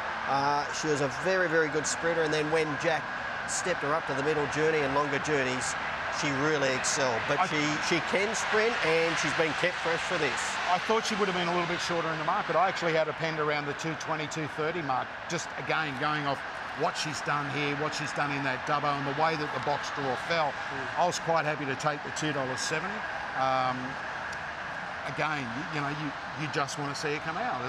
It's no different to any other fifth grade race here, except the stakes are a hell of a lot higher. Yeah, and Zipping Lopez drawn directly underneath is an asset because he doesn't generally nail the jump. He's a little like Zipping Maserati, a bit touchy, and then goes very quick when he does hit the ground. He was gallant when he finished runner-up behind Zipping Maserati, actually, in his latest run, Zipping Lopez here in 30.02. But Miss Esme, she's clearly she's the a one. 29.67 bitch here to me. That's the difference. She's got literally 5 or 6 lengths on a dog like Zipping Lopez. Lopez doesn't have 5 or 6 lengths on a dog like Fernando Hunter, who's gone 29.56. So, look, again, box, at box rise, it's so crucial. But Greyhounds are on the track now for race number 4 on the card, the second semi-final of the TAB $1 Million Chase. Let's go through them runner by runner. And number 9, Good to Go, gets a start from the rails draw, finished 5th here last week behind Boston Garden. Go back 2 starts. Good winner at Sandown Park in 29.44. Yeah, not a lot of luck on debut here. Will be improved by the hit out at Wentworth Park. As you just mentioned, 2 runs prior. Did run 29.44 at Sandown Park, 29.68 prior to that, and does come up with the inside alley. I think he can get into the minor money. Zipping Lopez for trainer Jason McKay, finished 2nd in the regional final at Gosford, making ground in the closing stages, and then made ground again last week when finishing a length and a quarter adrift of Zipping Maserati in a grade 5 race. Box number 2, Timmy, it's had 3 starts for 2 wins. Yeah, and with Miss Esme on his outside, he should just get that little bit of room to move in the early stages. He's a great winning chance. Miss Esme, we have spoken about it. There is 5.50 for Zipping Lopez. A look at the market for Miss Esme for Jack Smith out to $2.90. Happy to step in again and have some more of that. Corbin Huber for Benny Talbot up from the Riverina region. Won here 2 starts back in 30 and 23, and then finished 3rd behind Zipping Maserati. Qualified through the Temora regional final. Yeah, and actually threw something on him in that Temora final because I liked him being drawn wide out. His run was quite tidy. His both runs here since have been pretty good. Just a very tough semi-final to find himself in. Equaliser, a very classy Victorian that won a heat of the Golden Easter Egg here in 29.85, has had 0 luck in 2 runs since then. Got smashed in the run to the first turn here last week. Yeah, he's a class runner. He's a slow beginner, not a lot of pace, but really, really strong. You'd like to see him getting a run through at the first turn within striking range of the leaders. If he is, he'll be powerful in the latter stages. Pike, trained by Frankie Hancock, up at Spring Grove in the Northern Rivers, representing Grafton through this series. Finished 3rd behind Little Zephyr, beaten 3 3/4 lengths on debut at the track tonight. Gee, I think he's a big roughie if he does bring his provincial and country form to Wentworth Park. He's first up here, so a big query, but he has got a good turn of speed. I like him drawn wide out. He should get room to move, and he could run a cheeky race. Fernando Hunter for Michelle Sultana, owned by Group 1 winning jockey Brenton Avdallah. 11 starts for 4 wins here at Wentworth Park and a PB of 29.56, which came from box number 2. Draw 7 tonight. We've gone through this race. He just needs clear running. We're not doubting his ability. We know he's got a huge engine in the back part. He's just got to find the right run. He does, Duke. He will need plenty of luck in the run. Great to see Breton downstairs too for tonight. And Coast Model for our premier trainer, Jody Lord. And Coast Model is a greyhound who's had 30 starts here, a 10-time winner, Timmy. She's got a PB at this track of 29.58. That came earlier this year. Won last week in 30 and 04, and she'd been just off the mark prior to that. Look, she's got a poor record from an outside alley, but if she does begin and show her customary early speed, she might be able to cut and run at the first turn because there isn't a great deal of pace drawn in this race. All right, I'm with number 3, Miss Esme, currently around the 290 quote. I am too, Duke. I think she's one of the better bets on the program, Miss Esme. I think she can go straight to the top. All right, this is semi-final 2 of the TAB $1 Million Chase. Greyhound's about to be boxed. Let's head upstairs. Here's Matt Jackson. Qualifying for the final next Saturday. She's $270 in favourite. Coast Model $5. Zipping Lopez $5.50. Equaliser at $6. Fernando Hunter $8.50. Good to go $10. Green light is turned on. This is race 4, semi number 2. Favourite box 3. And they're racing now, and Miss Esme, she was away okay, good to go out fast, but Coast Model out wide, burns across, finds the rail. Coast Model kicked away, leads by 2. In second placing, good to go. Third is Corborn Hooper, and fourth the outsiders, Zipping Lopez. There followed Fernando Hunter, next came Pike. Well back is Equaliser, Miss Esme at the rear, there was trouble at the top turn, but it's Coast Model left a long leader, 6 lengths in front of Corborn Hooper. Fernando Hunter getting up on the inside, then Miss Esme, but Coast Model went coast to coast and won it brilliantly, but Fernando Hunter and Miss Esme close up fourth, Corborn Hooper. They're followed then by Zipping Lopez from Good to Go. Well back is Pike and Equaliser, the time 29.69. Coast Model for Jodie Lord. Well, of course, probably the second stringer for the camp tonight, given that they've got She's a Pearl. But, again, a 29.58 winner here. She is back somewhere near her best. She runs 29.69, 5.45 in the early stages. Fernando Hunter gets second. Third goes to Miss Esme, and for the blue, Corborn Hooper for Benny Talbot wins fourth. Simply put, all honours with the winner. No doubt at all. She won it at the start, Duke. She showed that good early pace which she's got. She didn't have a good record at all from a wide alley from box 8 before tonight, but in that race, there wasn't a great deal of pace drawn through the middle and down nearer to the inside. So if she was ever going to get across from the pink, it was in that race tonight. She cut and run at the first turn and she hit the accelerator and she put it beyond doubt at that point. She's quite strong for a sprinter, and again, as you said, all honours. That was her 8th start from box number 8 and her first victory. And kennel foreman for Andy and Jodie Lord, Paul Mills, is trackside with Mick Cowley. Joined by Paul Mills. Paul's, congratulations. I think everyone's expecting you to be here a bit later in the night, but Coast Model, congratulations. She won it at the start. Yeah, for sure. Yep, that's the best asset. Was there any concerns with box 8? No, because there wasn't a lot of pace, but of course she likes the red, you know, she was drawn badly, but saying that, there was no pace in the race, so once she got on the lure, you know, she's run 29.5 the year before, so yeah, she's probably derived a lot of confidence back from last week. I guess that's the key, that win last week, that obviously instilled a bit of confidence in her. That's the way she loves to race. Yeah, for sure, yep, and Andy was quite confident tonight. She get on the arm and, you know, he's the leading trainer here for quite some time, so they know what they're doing. How confident are they with a little bitch in a later race? Yeah, for sure. She makes her own luck, but, you know, racing's racing. You've got to do the lead, so you've got to do everything right still. You got one through already. Good luck on the next one. No worries. Thanks very much. Paul Mills there, he's a good bloke. He works very hard, and Jodie and Andy worked, you know, enormously hard as well. I'm lucky to be fairly close to them, and again, they love winning. They spend so much time with their dogs. Jodes is up at 5:30. Andy gets the late wake up at 6:15. Oh, no. Look at this, Coast Model down the outside, zooms across, gets a little ankle tap there, so even more meritorious the win. Yeah, she just cut and run at the critical point there and got away. And as we mentioned a few moments ago, she had it into keeping from that point on.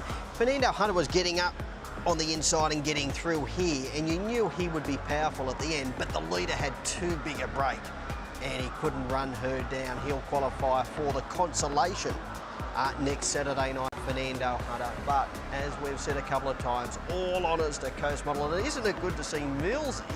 Geez, I think he's enjoying these interviews now. He's been interviewed a number of times over the past, 6 or 8 weeks. And I have wound him up a couple of times, let me tell you. I don't think he wanted that to end tonight. 5:30 and 180 for Coast Model, the second Greyhound through to the TAB $1 Million Chase final on Saturday week. 340 Fernando Hunter, 170 for Miss Esme. Trifecta pays 159.20. Miss Esme blew the jump, struck trouble, back to near last. did a good job to finishing third spot. What was it, beating a neck behind Fernando? Oh, her run was terrific in the end, Duke. Miss Esme, she was put out of play in the early stages and wasn't a winning chance from that point on, but a really good run in the end. Coast Model for Jodie and Andy Lloyd, trained, I should say, owned by Clay Mullins, who raced the Dam, champion model, trained by Jodie and Andy as well, and a very, very good bitch for them as well. So well done to the Lords, well done to Clay Mullins, well done to Coast Model. Let's update the first leg of the quaddie, race 5, semi-final 3. And Good Odds Cash is the favourite at $1.95. Zippy Tesla at $2.80. $7 about Handsome Rhino. And then it's double figure odds. The rest headed up by Clockoff, who won the Maitland Regional Final of the $1 Million Chase. That is semi-final number 3. Race 5 on the card here at Wentworth Park. All right. We are going to take a break, but on the other side of the break, we will have the box draw for the Group 3 Gold Cup, the final to be run here on $1 Million Chase night.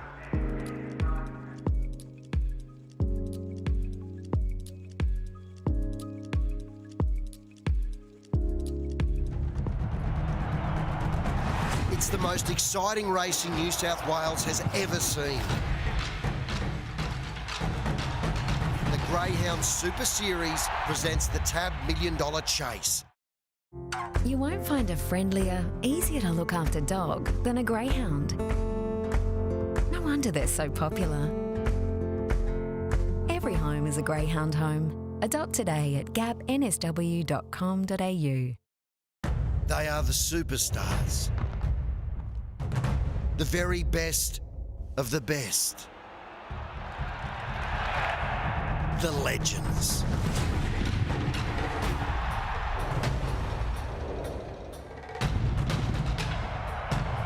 In the most exciting racing New South Wales has ever seen, the Greyhound Super Series presents the TAB $1 Million Chase.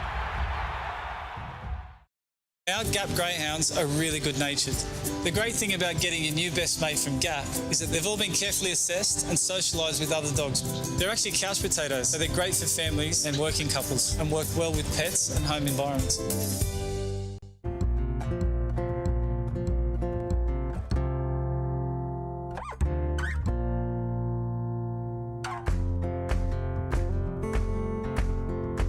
You won't find a friendlier, easier to look after dog than a greyhound. No wonder they're so popular. Every home is a greyhound home. Adopt today at gapnsw.com.au.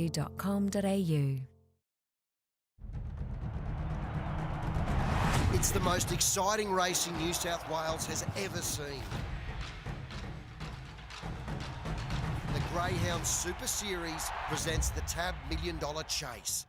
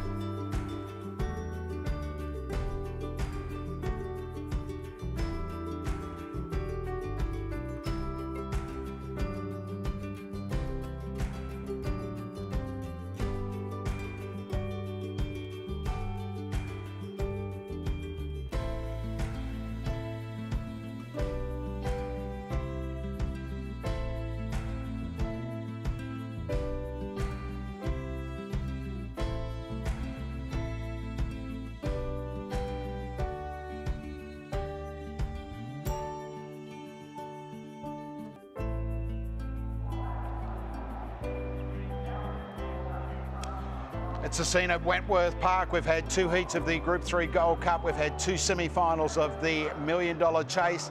The box draw for the Group 3 Gold Cup is about to be conducted. Let's head into the grandstand. Here's Timmy Newbold with the box draw. Thank you, Duke. We are down trackside here for the box draw for the Group 3 Gold Cup to be conducted here next Saturday night on $1 Million Chase final night. $50,000 awaiting the winning connections. Now the qualifiers in alphabetical order.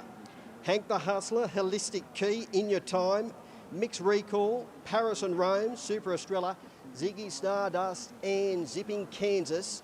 The quickest qualifier for Jason Magri, Stanley Road. He's our first reserve, and Impatient Devil, the second reserve. Now the box draw, G-Wick Stewart, Paul Van Gestel will come up, and we have a banjo here. A new version of the banjo, first time in use tonight.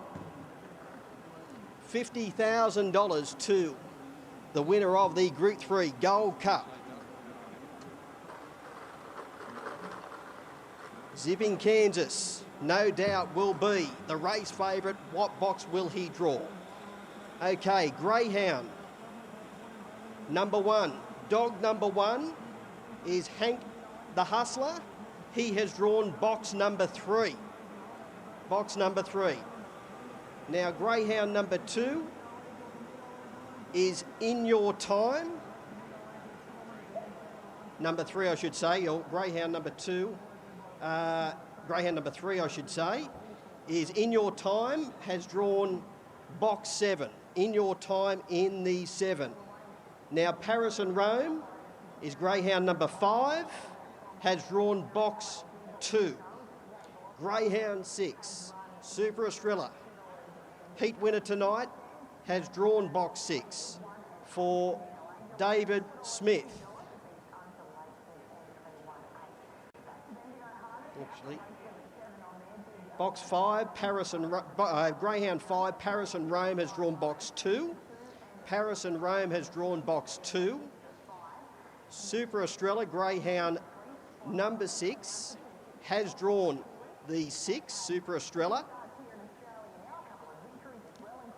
Now the pink qualifier, Zipping Kansas, dog number 8 has drawn box number 5. Zipping Kansas has drawn box 5. Now Greyhound 2, which is Holistic Key, has drawn box number 1. Holistic Key has drawn box number 1, Holistic Key. Greyhound 7, which is Ziggy Stardust, has drawn the outside. Ziggy Stardust has drawn box number 8. And Greyhound number 4, Mixed Recall, the Queenslander, has drawn box number 4. Mixed Recall has drawn box number 4. So in box draw order, Holistic Key for Mark Davidson in 1. Holistic Key, Paris and Rome has drawn box 2. Hank the Hustler. Actually, we better go back here. We better go back. So Greyhound number 1, Hank the Hustler has drawn box number 3, yeah. Box number 3, yeah, sorry. We got that right. There, I gave you a bit of a heart palpitation, Wayne. Now, Greyhound number 4 is Mixed Recall. Zipping Kansas has drawn box 5. Super Estrella in the 6. In Your Time in box 7. And box number 8 is Ziggy Stardust. So there's our box draw for the Group 3 Gold Cup. $50,000 to the winner, to be held here next Saturday night. And no doubt Zipping Kansas for Jason Magri will start a very skinny favourite. Duke, back to you in our broadcast position. Thank you, Timmy. Under adverse conditions, mate, you did a good job. That is the box draw for the Group 3 Gold Cup to be staged here on Saturday week on $1 Million Chase night. Okay, we're up to semi-final 3 of the TAB $1 Million Chase. It is the first leg of the quaddie. Let's take a look at the market as it stands. Zippy Tesla at 280. Good Odds Cash, the favourite at 195. The only other runner that Greyhound punters are entertaining, number 2, Handsome Rhino at $8.50 for trainer Paul Gallier. We go out to $12 for Clock Off, a very smart Hunter Valley sprinter who has his debut performance here at Wentworth Park tonight. Mill Express qualified through tomorrow at $41. Tachycardic gets a run off the bench for Kayla Jane Coleman, of course, was a Group 1 Golden East Streak finalist. Burnt Eds for Jeff Ahern, who qualified through Casino. And Sold a Squeeze for Geordie Tweddle, who won the regional final at Dapto, running smart time there of 29.7 at $31. Let's take a look at the speed map. And look, the main pace will come from Greyhounds in boxes 3 and 4, Good Odds Cash and also Clock Off. Mill Express showed pace in that win at Tamora. Tachycardic, well drawn out wide, he takes a step right out of the boxes. Burnt Ends from 7, Sold a Squeeze has also got some early toe. And then Zippy Tesla punching up along the fence. Handsome Rhino could get a very nice run through here from box number 2. All right, runners are about to go over the dais here. Let's take a look at them runner by runner. Zippy Tesla for trainer Andrea Daly. It's had 5 starts here for 3 seconds. Handled tonight by Brad Keel. Its record off box number 1, 6 starts for 3 wins. Ran second here last week in a city qualifier behind Big Opal Rocks, running 29.84. That was the best time on the clock for it in its 5 runs. Handsome Rhino from box 2 won a heat of the Golden East Streak here, Timmy, running 29.73. Been below his best his last couple, but can improve tonight. And capable of leading Duke on his night. He has got a good turn of speed. That 29.73 victory during the Egg Series. Gee, if he can repeat that, he'll be right in this race. I'll tell you what, Good Odds Cash won't know what race she's in tonight because she won't be seeing the backside of She's a Pearl, which she's seen in 3 of the last 4 starts where she's run second behind She's a Pearl. Ran a new PB of 29.53 here Wednesday week ago, went second behind the Queen. Yeah, hasn't she been outstanding since coming back from a break? Have a look at her early sections in her past 4. Her first split here at Wentworth Park, 5.42, 5.46, 5.46 and 5.44, and she hasn't led in any of those races. Normally you'd lead 9 out of 10 times if you're running those early sectionals. She's a deserved favourite. Clock Off for Rob Howard, and it won the regional series at Maitland, going a very slick 24.83. Look, all its form has been on the big tracks at Maitland and also at Bulli. Again, no doubting his ability, but first up, tricky draw. Gee, faces a tough task. Oh, big challenge here, but what is in his favour? He's got high speed to burn. He'll take dolly-like steps in the final 30 or 40 metres, but gee, if he does find the top, he'll run a cheeky race. Mill Express for Joanne Smith. It qualified through tomorrow. Through tomorrow, when it had box number 7 there, running 25.73. It draws box 5. 6 is a scratching, so Tachycardic gets the start from box number 6, and it's a box that suits it because I was saying before when you were downstairs, it does want to step right out of the box. Yeah, he is well drawn out there. He ran a great race when he finished second in the semi-final of the Golden Easter, and then he found a bit of trouble after running a cheeky race in the early stages in the big final. Well drawn out there, and he's got a good record here. Burnt Ends, probably better known as a stayer, but he sprinted well at Casino, winning in 27.72. And then we go to Sold a Squeeze. Beat a good field at Dapto in the regional final, running 29.75. Massive odds if you're looking for something to throw in your tries and first fours. He's around the $31 mark. He sure did run a really good race at Dapto. I agree, if you're looking for a roughie for the wider multiples, throw him in. Right, I'm with Good Odds Cash from box 3. I think she's well drawn. I think she can get that run through to the first turn. I agree, Duke. It's her race to lose, in my opinion. This is the 3rd semi-final of the TAB $1 Million Chase. Here's Matt Jackson. So the green light is turned on. This is race 5, semi number 3. Favourite box 3, Good Odds Cash. They're set. And they're racing now, and she jumped well, Good Odds Cash. Mill Express out fast, but the favourite will use the rail to go through a lead. It's Good Odds Cash from Mill Express. Into 3rd is Clock Off. Zippy Tesla's weaving through back to the rail. 5th, the outside is Sold a Squeeze. They're followed by Tachycardic, Handsome Rhino. Last is Burnt Ends. Good Odds Cash off the back straight, leads it by 3. Clock Off's trying hard they're clear of Zippy Tesla, but around the home turn, it's Good Odds Cash scooting clear, and little Good Odds Cash wins it all the way by 3.5 Zippy Tesla. Third clock off, fourth in Solder Squeeze. They're followed by Burnt Ends. Next, Mill Express, Wellback, Tachycardic and Handsome Rhino. The time 29.67. Well, she didn't look at any backsides in the run tonight. She's seen plenty of She's a Pearl in recent weeks, but Good Odds Cash for Frankie Hurst, who won in 2019 with Good Odds Errata. Enormously deserved win. She nailed the jump tonight, showed that early speed, which she has been running in her past 4 runs, and she hasn't been able to lead her races. That's the elite company she's been in while she went to the top tonight. It was good night, Nurse. This has been an amazing training performance, Duke. She qualified for this series last year, in August last year, when she won one of the New South Wales National Sprint Finals. We said at the time on the behind the boxes, this will be a big training effort for Frank and Tracy to get her here tonight, ready 8 for months the big, later. Yeah. And she had a little bit of a break in between. She came back in what was it, early she came back or late the February? Maitland Cup Series, which she won. Yeah, so she came back in mid-March after a little bit of a break, and she's been in career best form since coming back, even though she's only won 2 of her last 6. 29.67, which is just outside her PB, but that is a flying run on a track we're dealing with tonight. 2 lid pingers into the final so far, Coast Model and also Good Odds Cash. Zippy Riley, a back marker, but as I said, that's one of the great training performances, the way that Frank and Tracy have timed her run to absolute perfection.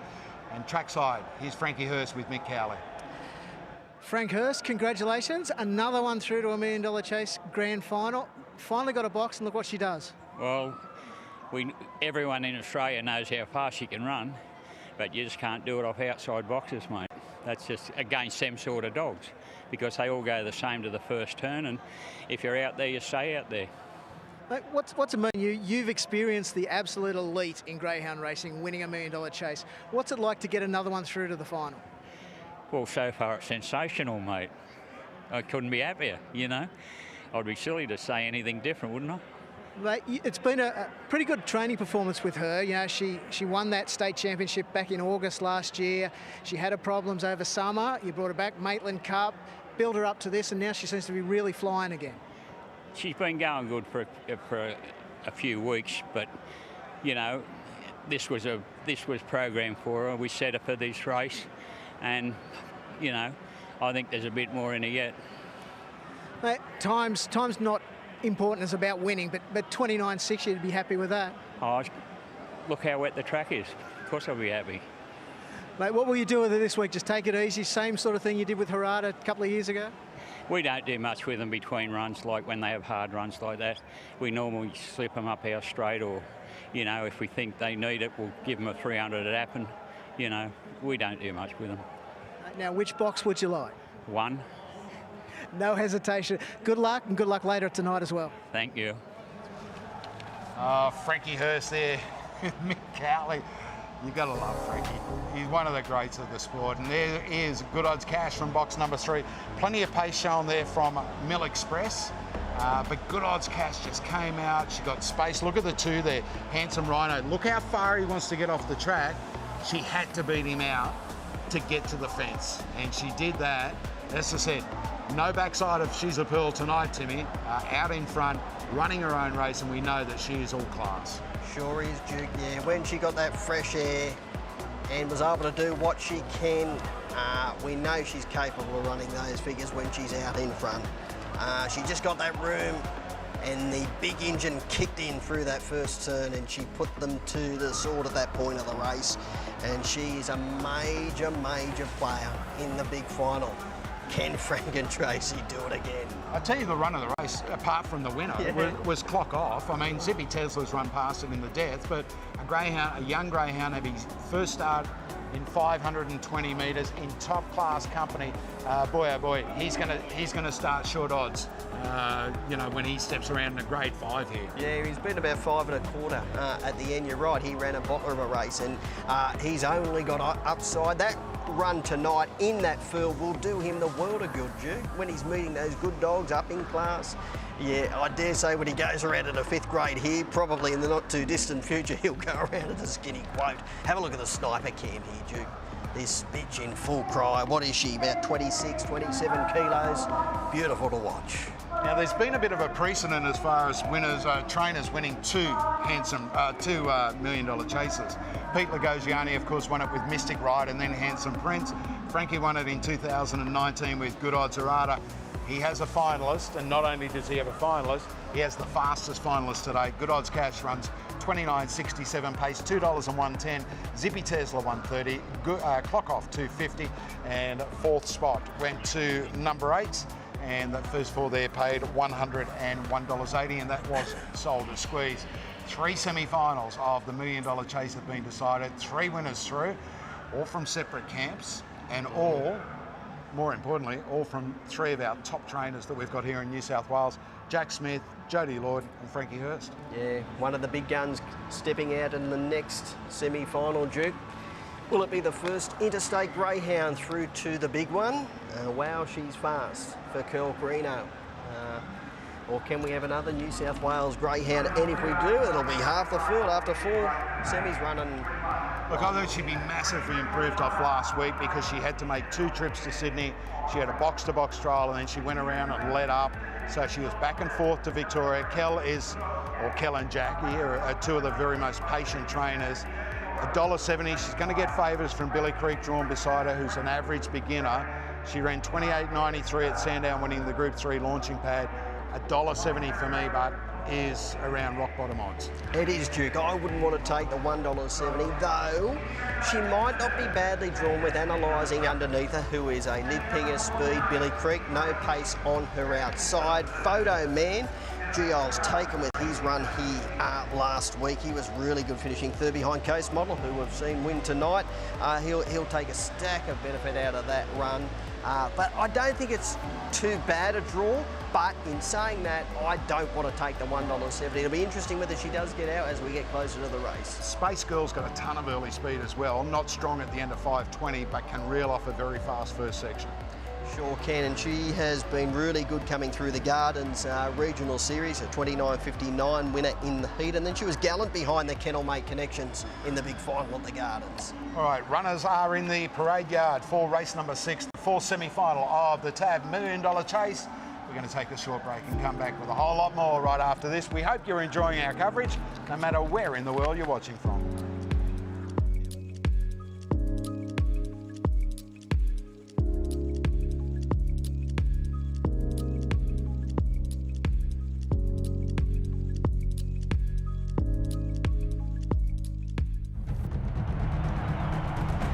It's the most exciting racing New South Wales has ever seen. The Greyhound Super Series presents the TAB $1 million chase. You won't find a friendlier, easier to look after dog than a greyhound. No wonder they're so popular. Every home is a greyhound home. Adopt today at gapnsw.com.au. They are the superstars. The very best of the best. The legends.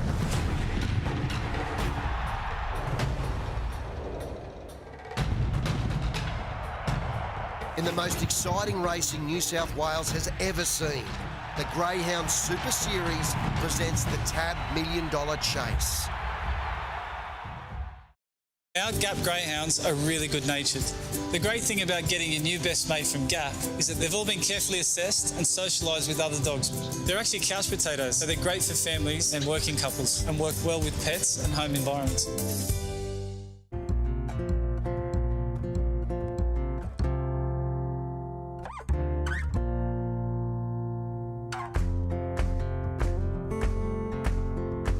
You won't find a friendlier, easier to look after dog than a greyhound.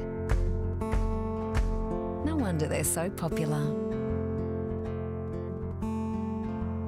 Every home is a greyhound home. Adopt today at gapnsw.com.au.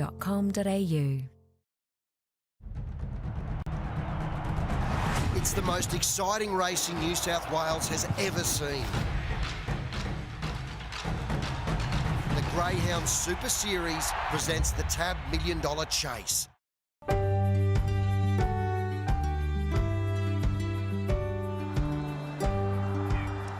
Greyhounds are in the parade yard for race number 6 here at Wentworth Park, the 4th semi-final of the TAB $1 Million Chase. 3 qualifiers through. I tell you what, I reckon Connections the heart would be pumping a little bit now. We've got to wait until the very last race for the box draw to be taken place, but they're already starting to dream. Surely, Timmy, $1 million on offer. They are, and I can imagine Jack Smith, he'll be sitting over there just hoping he draws box number 1. We heard Frankie just say he'd like the inside alley.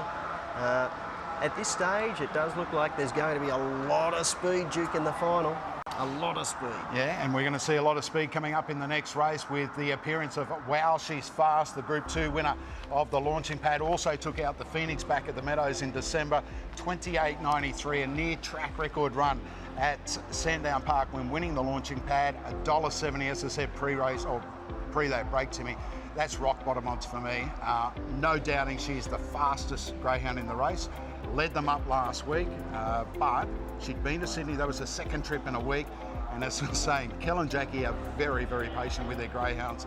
And that is out of the ordinary for them to do something like that. Yeah, it sure is. And I've got to say, I think she'll take a stack of benefit out of that run. Kel did say in an article I read that she did have a few little niggling issues, I should say, just, you know, in the week leading up, and then the long trip up, the car trip, away from home for the first time. She'll take a stack of benefit. And the look around here, Duke, as we've mentioned a number of times tonight and in previous broadcasts, you're always much better after 2 and 3 runs around Wentworth Park. I can't see Jabini leading off the inside, but anyway, Space Girl's got a heap of toe. Analysing got plenty of pace. And Wow, She's Fast. Look, to me, she's a two-stepper. She takes 2 steps and then goes like a rocket. Yeah. She draws box 4 tonight. We want to know how the week has been. And Kel Greeno caught up with Mick Cowley earlier. Joined by Kel Greeno. Kel has Wow, She's Fast in semi-final number 4 tonight. Drove up yesterday. How was the drive? How did she handle it? How did she settle in? Yeah, good as gold. Everything's, once she's done it now, I guess it should be better this time. The run last week, any sort of problems out of it? Did you find anything, or was it just one of those runs? No, there's always excuses. You just got to work out what they are, and hopefully we have worked it out, and hopefully she'll go forward tonight. No, obviously no major dramas, or else she wouldn't be here. No, got a blood test done, a full blood test to see all those numbers come in line, and they weren't too bad, so here we are. And I guess apart from obviously trying to qualify for a $1 million race, you'd love to show the people of Sydney how good she really is. Yeah, well, it was a little bit out of character last week, stopping like that, so I wouldn't like to see that again. From the box, as you said, the 3 analysing does get up the track a bit. Obviously, stepping is the key. Yeah, look, she didn't begin last week. I might change something. Won't give her the big lure stir up this week, and your lure's a lot louder than ours, so I'll just back off there and see if we get a bit quieter under the track. See what's going on there. It's all happening here at Wentworth Park. Kel, best of luck tonight with Wow, She's Fast. Let's hope she brings her best. Thank you very much. Kel Greeno, one of the best trainers I think I've ever met, and never had the privilege of speaking to. Immense knowledge, and you know, he spoke there about blood tests and you know, getting the bits checked and that, and again, they would have left no stone unturned. Irrespective that it's a semi-final of $1 million chase, they do the same thing going into a Grade 5 race as well. That's right. He's very eloquent and he's very measured. He's just one of those trainers you do love listening to. Pre and post race, Kel Greeno, I agree with you. He is an outstanding trainer. Great to see him. Great to see he's got another good one here in Wow, She's Fast. All right, let's go through it runner by runner in race number 6, the 4th semi-final of the Group 1. Group 1. Well, it should be a Group 1 anyway. We don't care if it's a Group 1 or not. It's worth $1 million to the winner, and neither does anyone who wins it. Jabini for Blake Moroney. Draws box number 1. You want to talk about a dog drawing box 1. Jabini seems to live in the red box. Doesn't he? And he's been in the money in 12 of his 13 runs from box number 1. This is a big challenge tonight, but he is strong and he can get into the minor money in my view. Number 2 is Space Girl for Michelle Sultana, and second behind Connections in the regional final at the Gardens. And again, Timmy, a greyhound who has got exceptional early speed. Sure has, and she was gallant behind Connections in the Gardens regional final. She's been in the money in 19 of her 22 runs. She's got the early dash to be contesting the lead of the first corner. Had 2 starts here for a win and a minor, best on the clock of 30 and 23. Analysing for Mick Hardman, came through the Bathurst series, ran second behind Irinka Riley in that Bathurst regional final, and she is another greyhound who's got plenty of early toes. She's an honest little girl. She only weighs around the 26 kilo mark. She's a brilliant beginner. She's got high speed. She loves racing here. She can roll to the top and run a cheeky race at a big price. Wow, she's fast for Kel and Jackie Greeno. 13 starts, 9 wins. Have a look at this. $937,000 in prize money, courtesy of winning the Phoenix at the Meadows in December, and then the Group 2 launching pad final at Sandown Park. 2 starts back when it went 28.93. One of the quickest greyhounds we've ever seen in this country, running that time at Sandown Park. We're hoping we see the best of her here tonight. Led up last week, and Vice Grip had to sit on it. Vice Grip's a very strong dog, but while she's fast, as I said, she'd had to travel up here twice. Yeah, we might be underestimating too Vice Grip. I know she was disappointing. I thought it was all over when she went to the top, but we can't take much away from the winner. He was outstanding. All right, number 5, Billy Creek, who is the pride of Beryl out in the west, trained by Ian Gilders. And Billy Creek also went around in that Phoenix final at the Meadows. He's a greyhound who's had 9 starts here, 2 minors, 2 wins, 5 minors. Best on the clock at 29.78. Definite average beginner at the jump. Yeah, his run last week he was really nice. He worked at the line nicely. Great record, track and trip. I'd be throwing him into the wider multiples. Number 6, Photo Man for Gavin Clifton from Victoria. It finished 3rd behind Coast Model. 2 starts back, ran 29.44 at Sandown. Really good run here, finishing 3rd behind Coast Model last week. He'll take a stack of benefit out of the run. He's second up here. He's a greyhound on the up. Number 7, Midnight Return for Dave Pringle at Clugate near Orange. Finished 2nd behind Ms. Esme at Dubbo, beaten more than 12 lengths. Massive ask tonight from box 7 for a young dog. Lining up for just her 9th run tonight. It is a big, big challenge, and she's got a very tricky draw. Zara's Ivan for Andrea Daly, finished 3rd here last week behind Lewis Rumble. Prior to that, finished 4th in the Group 1 Golden Easter Egg final, also from box 8 on that occasion. Yeah, very, very honest greyhound, Duke, but he is drawn on the wrong side of the track. It's had 6 starts here for 4 minor placings, the best on the clock of 29 and 73. So far into the final next week, Irinka Riley, Coast Model and Good Odds Cash, who will be the 4th greyhound through. We're less than around about 30 seconds from finding out as we head upstairs to Matt Jackson for his call of race 6. So they're just about all locked in. Race 6, semi-final number 4 of the $10 million chase. The green light is switched on. Lewis on its way. Favourite box 4. Ready. And they're racing now. Wow, she's fast, slow to begin, and she got checked after the start. Analysing away quickly. Space Girl punched up the rails, but Analysing will lead from Space Girl and Photo Man. Out wider in 4th, Midnight Return. Jabini next the rail. They're followed by Zara's Ivan, Billy Creek. Wow, she's fast last, and she could not win. Analysing off the back. Leads it by a length and a half. Photo Man the danger, and he's finishing it powerfully.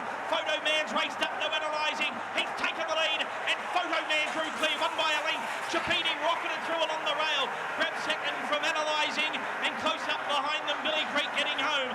They're followed by Space Girls, Zara's Ivan, Midnight Return. Wow, she's fast. Well, her race was done immediately after the start. She's clocked in at the rear. The time, 29.96. Well, a Victorian wins, Timmy, but not the one punters were hoping for. Photo Man for Gavin Clifton takes its career record to 16 starts, 8 wins, 6 minors. It wins at its 2nd race here at headquarters. Look at Jabini flooding home. Analysing, set up a big speed. hot speed out in front. Wow, she's fast. Blew the jump, blew her chances. And never ever in the hunt. She found trouble in the dry to the first turn. Never ever a winning chance. Analysing, she ran a bottler bowling along in front. Her honest race as usual.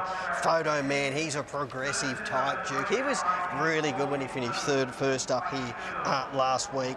He's taken a stack of benefit out of the run. 29 and 96. He's going to have to improve on that time, but gee, being third up in $1 million chase here at Wentworth Park, he will be better for those couple of runs here, and the line up in the big one at only his 17th career run. It'll be quite a feat if he happens to win. Again, the Victorians, well, they love coming up here trying to steal our money. They've got one through. I mean, if we go back to a $1 million chase a few years back, I think they had 4 or 5 of them. And Photo Man will represent Victoria. And his trainer, Gavin Clifton, is trackside with Mick Cowley. We're joined by Gavin Clifton. Gavin, congratulations, the 4th dog through the $1 million chase final. What were your expectations coming into this series? Just got to be in that sort of race. You know, he went good at Sandown when he won the consolation of the launching pad. And I said to my cousin Dave, who I train with, you know, do it together. I said, you know, if he runs 5:05 or 5:0 something at Sandown, you know, you've got to be in front of Wentworth Park. So let's go. And last week off the pink, we just had no luck around the first turn at all. And and box 6 come up, and we said to each other, "Oh no," we were swear words on the text, you know.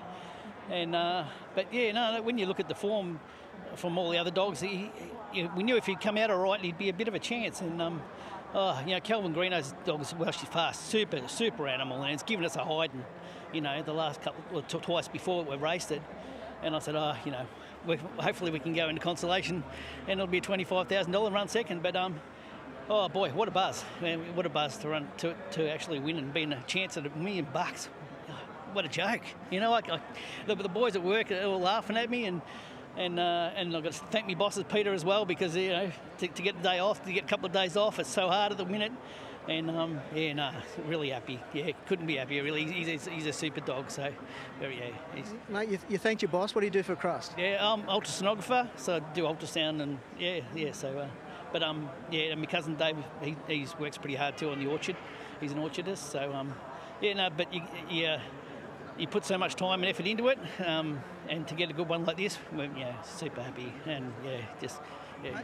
Is that the reason behind the name, Photo Man? No, actually bought him from there's a guy who takes the photos, very good friend of ours, Jerry Snyder's, and his partner Pearl Terry, and he fixes muzzles as well. He takes the photos at Warrigal, and we're trying to think of a good name for him. We're thinking, Spider-Man, Batman, all these things, you know. And I said to Dave, I said, what about Photo Man? And he said, brilliant.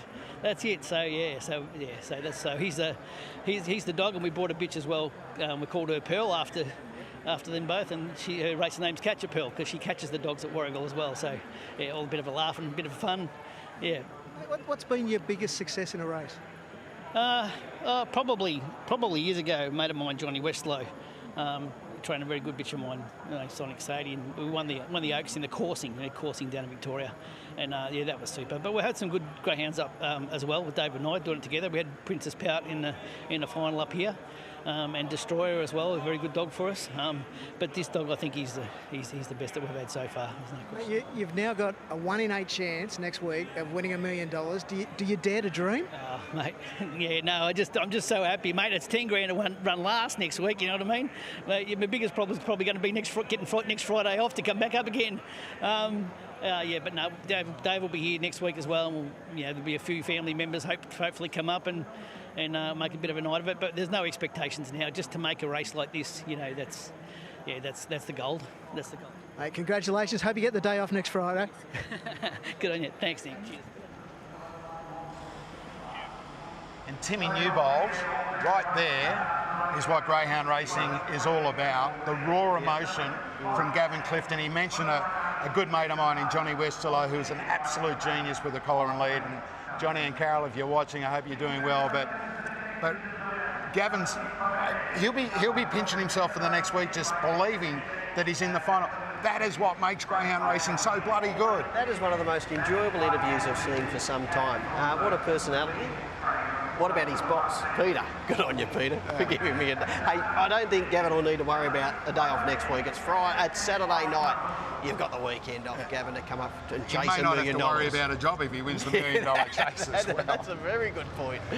But it is. It's so great. It's so refreshing. Gavin Clifton, look, he's trained plenty of winners, but he's not a big name Victorian trainer in that. And to see someone like that have a shot next week for $1 million. Let's take a look at the replay. Let's take a look at wow, she's fast at the jump in that semi-final. She had box number 4, and of going, her chances really hinged on this. Analysing, step right. She didn't begin well, and Billy Creek gave her a little touch-up as well, but her race was run and dusted there in the first 50 metres. Yeah, she didn't begin well, and then she just had a little bit of a stumble too after a stride or two, and she was back behind. She had a wall of greyhounds in front of her at the first turn. As you can see there, she found trouble, and her race was all over at that point. At one point, was tough, mate. He's in the middle of the field there. Look at him. He didn't shirk his task. Through there, he drove hard.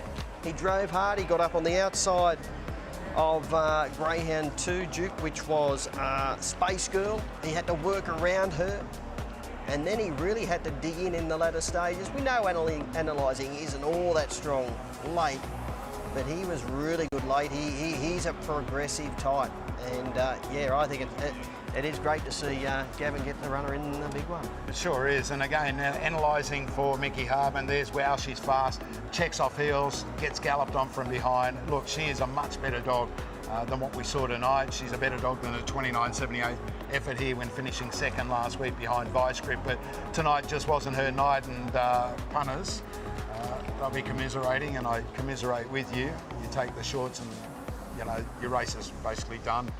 But all honours with photo man at Jabini flashing home for Blake Moroney, who gets a runner into the consolation next week. Blake would be over the moon with that. He sure would be, Duke. He's only a young fella. Yeah, 990 and 210. 210 for Jabini, analysing 250. Be a big first 4 it is. Space Girl number 2 finishing in 4th spot, $4,945. Well done if you have got the first 4 there on race 6, which is the 4th semi-final of the $1 million chase. We've got half the field decided already, Timmy. There is Gavin Clifton. There is Photo Man.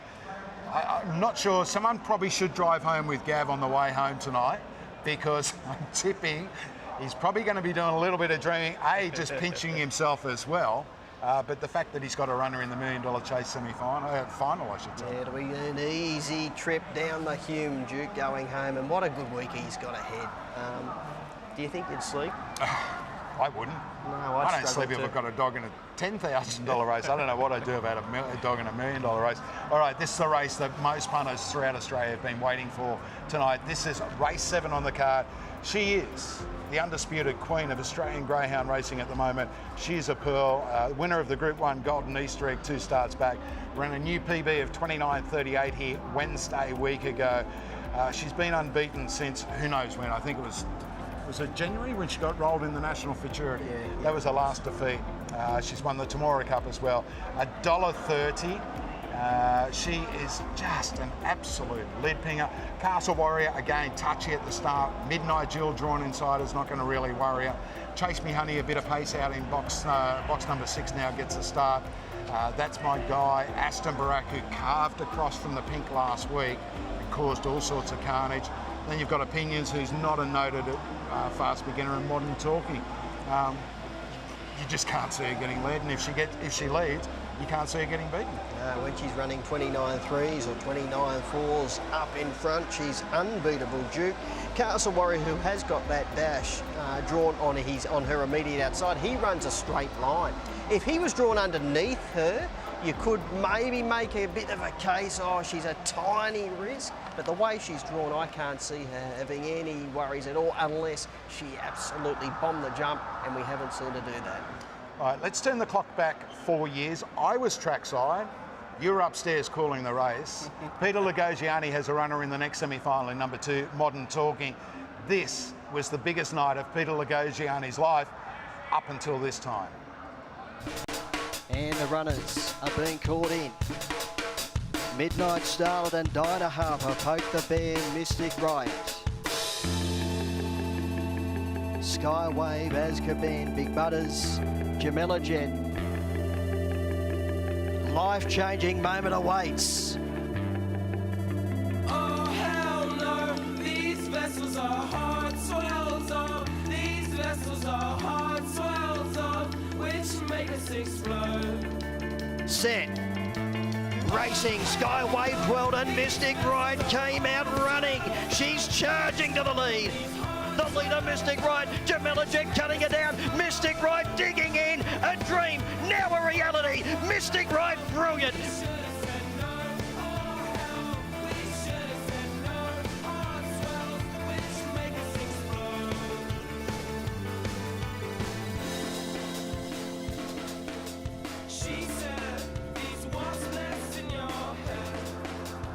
Peter Lagosiani and Mystic Ride takes out the inaugural running of the $1 Million Chase. Timmy, I've been fortunate. I've covered every feature race throughout Australia for 30 years.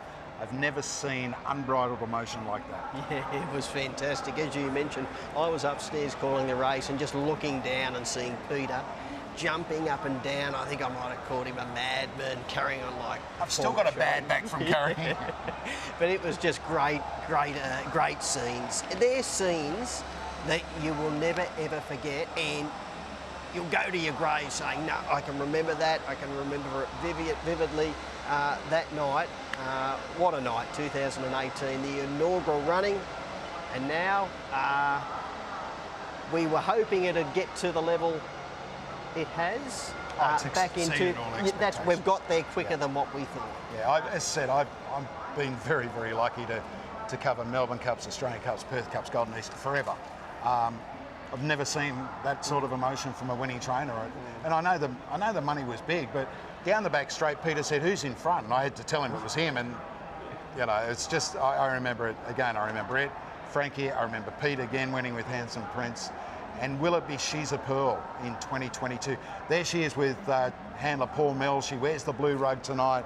Number 2 in the race is Modern Talking for Peter Lagosiani. The only man to have won it twice. I mean, Frankie Hurst, the only other runner, the only other winner. We've only had 3 runnings. We lost it last year, obviously because of COVID. $1.30 She's a Pearl, $7 for Castle Warrior, $15 about Modern Talking. And Mick Cowley caught up with Peter Lagosiani a little bit earlier. Pete Lagosiani. Pete is one of only 2 men who've won this race before. You do have a runner tonight, Modern Talking, but obviously a stiff task up against the series favourite, She's a Pearl. Yeah, as I said earlier, mate, we're on a wing and a prayer tonight. She's got to do everything right. She's got to step cleanly, find the front and keep going. Mate, She's a Pearl, you've obviously seen a lot of good dogs. Is she bulletproof in a lot of ways? Mate, she's an outstanding top. Her career thus far is just faultless. So, look, nothing's bulletproof in life. So, look, we're just hoping. We've been looking at our backyard all week, so we've done everything right this week. Our girl's right, so that's all we can do. This night, semi-final night, obviously a special night for you. Final night, of course, but semi-final night's pretty good too. Yeah, mate. Look, I've been here twice now and done it twice. So, yeah, look, nerves are still there, but yeah, look, it is special. You know, these big races. You know. Who would have thought we'd race for $1 million, you know, and here in New South Wales we are, and everybody around the country wants to come here. So I think we've got the cream of the crop here tonight. We really have. So let's hope for safe racing and the good dogs to go through. Not an easy task, but good luck tonight with Modern Talking. You never know, miracles do happen. Mate, they have twice in my house. Thank you, buddy. Cheers. Peter Lagosiani with Mick Cowley there and Mystic Ride, Good Odds Rada, Handsome Prince. They are the 3 greyhounds who have taken out the $1 Million Chase since it was first run in 2018. As I was saying, we didn't have it last year due to COVID.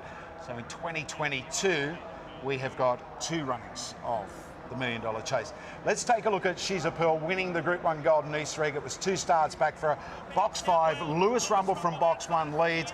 Look where she was right there at the first turn. She had to show so much guts to get through. He runs off, she gets underneath. Game, set and match. Yeah, it was all over at that point when he ran off at that first turn. Gee, after around 30 or 40 metres, She was in all sorts of dramas in between runners. It didn't look like she was going to get through, Duke, and then all of a sudden she just slid across into second position, and then it was good night nurse when she took control down the back straight. They couldn't run her down from that point, and she has just continued on her winning way since. She was outstanding, running, 29 and 38 here at a latest run, which was her quickest run to date. Her winning record is absolutely amazing. As I said, she hasn't been beaten since January. She's won the Temora Cup since during that time as well. And here at Wentworth Park, you know, you look at the stats of some dogs and you go, yep, good dog, very good dog, excellent dog, group dog. 17 starts here at Wentworth Park for 13 wins and 1 minor. Her overall career stats, 31 wins for 31 starts for 20 wins and 6 minors. Her prize money at the moment, $345,000. But of course, we're talking about greyhound racing, Timmy, and anything can happen. Sure can, Duke, but she, as I think Mick might have alluded to earlier in that interview with Peter Lagosiani, she does look bomb-proof. She is such a reliable beginner, and if she gets away on terms, she's just got that blinding early speed, which only elite greyhounds possess, and she's pretty much unleadable. She's running 17.6 to the top turn. That is Fernando Bale-like. I can tell you, Andy and Jody have got a straight track. It varies in different distances. They have electric timing. A good dog like a Banded Net, a Group 1 winner, a Doonan, a Tiger Jack, they'll run 15.6, 15.7 up the hill. She runs 15.11. And Andy said she's just gone to that next level lately. So let's hope it continues for them tonight as the runners are on the track for race number 7. This is the 5th semi-final of the $1 Million Chase, and we start with number 1 Opinions. Unplaced last week in a grade 5 heat, comes up with box 1. It hasn't won since October last year, Tim. Yeah, he's an honest old greyhound, Duke. He's been in the money a stack of times, 43 out of 66 runs. He's run a number of very good races here. I think he can get into the minor money one for the multiples. Number 2, Modern Talking, 4, Dual. $1 Million Chase winning trainer Pete Lagosiani, a last start 3rd at Gosford behind Yuko Girl in the regional final. 7 starts here, 3 wins, 29.68. Again, we were talking about Irinka Riley earlier in the night. Any greyhound who can run 29.68, you can't leave them out, but she hasn't got anywhere near that lately. No, she hasn't. She can run an early section of around 5.45, 5.46. If she can get down to those figures early, she'll be up with She's a Pearl looking for the lead of the first turn. I think if there is a knockout greyhound in the race, it is Modern Talking. Number 3, Midnight Jewel for trainer Tina Ferris from Parks, and Midnight Jewel qualified through the Dubbo Regional Series, won by Miss Esmo, a greyhound who's only won 2 from 23, shooting for the stars, but hey, everyone's got a ticket in the lottery, Timmy. You've got to have a crack, Duke. Great to see Tina with a runner here. She's awkwardly drawn underneath She's a Pearl and on the outside of Modern Talking. We've spoken about the Queen, She's a Pearl, currently around that $1.25 fixed odds price. Last start winner here in 29.38. Number 5, Castle Warrior, finished 3rd last week behind Boston Garden. 2 starts back, won the Ultra Sense here. Did have box 1 on that occasion, moves to box 5 tonight. Probably not badly drawn in the 5 alley, Duke, because he will run a straight line at the first turn. He's got a great turn of speed. He's a good beginner, and he's got a great record around here. He's just got to cross She's a Pearl, and I can't see him doing that here. Kingsbury Anna is a scratching. Its place has been taken by number 9, Chase Me Honey for Mick Hardman. Go back 3 starts. It won a heat of the regional series at Bathurst, and it was airborne, ran 29.53. Tricky box number 6, but on a night, she can show a ton of early speed. Yeah, but it might not be all that tricky for her, Duke. She is a wide runner, so I'd prefer her drawn out in the middle of the track or wide out, and she has got the 6. She's got to bounce back from a past couple of runs, and she'd need a clear PB to worry or get up toward the in a winning position. That's my guy for Johnny and Judy Richardson. And Johnny, if you're watching, all the best to you, mate. He hasn't had the best of health. He got a big kick on Wednesday night when Sunburn Highway won a heat at the Masters Meteor. That's my guy. Long odds here. Number 8, Aston Barak. It had box 8 last week. Stepped beautifully. carved across and created plenty of damage. A 29.60 dog here, Timmy, an 8-time winner. Only won 1 of 4 from box 8. Very capable greyhound, great winning strike rate, good record here. He will need to clear the inside greyhounds if he does want to crash like he did last time out. But look, I think he's a rough chance. No gold stars from either of us. We've put the favourite on top. She's a pearl. She's looking to maintain that unbeaten winning record that she's established for a long time now. And she is the series pre-post favourite to take out the $1 million chase and the $1 million prize next Saturday. Can she book a spot? Matty Jackson is going to call them home. Justin Barak, 19, Chase Me Honey, $21 for opinions. So the odds are in, evens are set. The green light is switched on. Lures on its way, favourite box 4, She's a Pearl. Set. And they're racing now, and she jumps sweetly, She's a Pearl. She landed 2 lengths in front of Castle Warrior. Third is Modern Talking, fourth the Rails Opinions. They're followed by That's My Guy.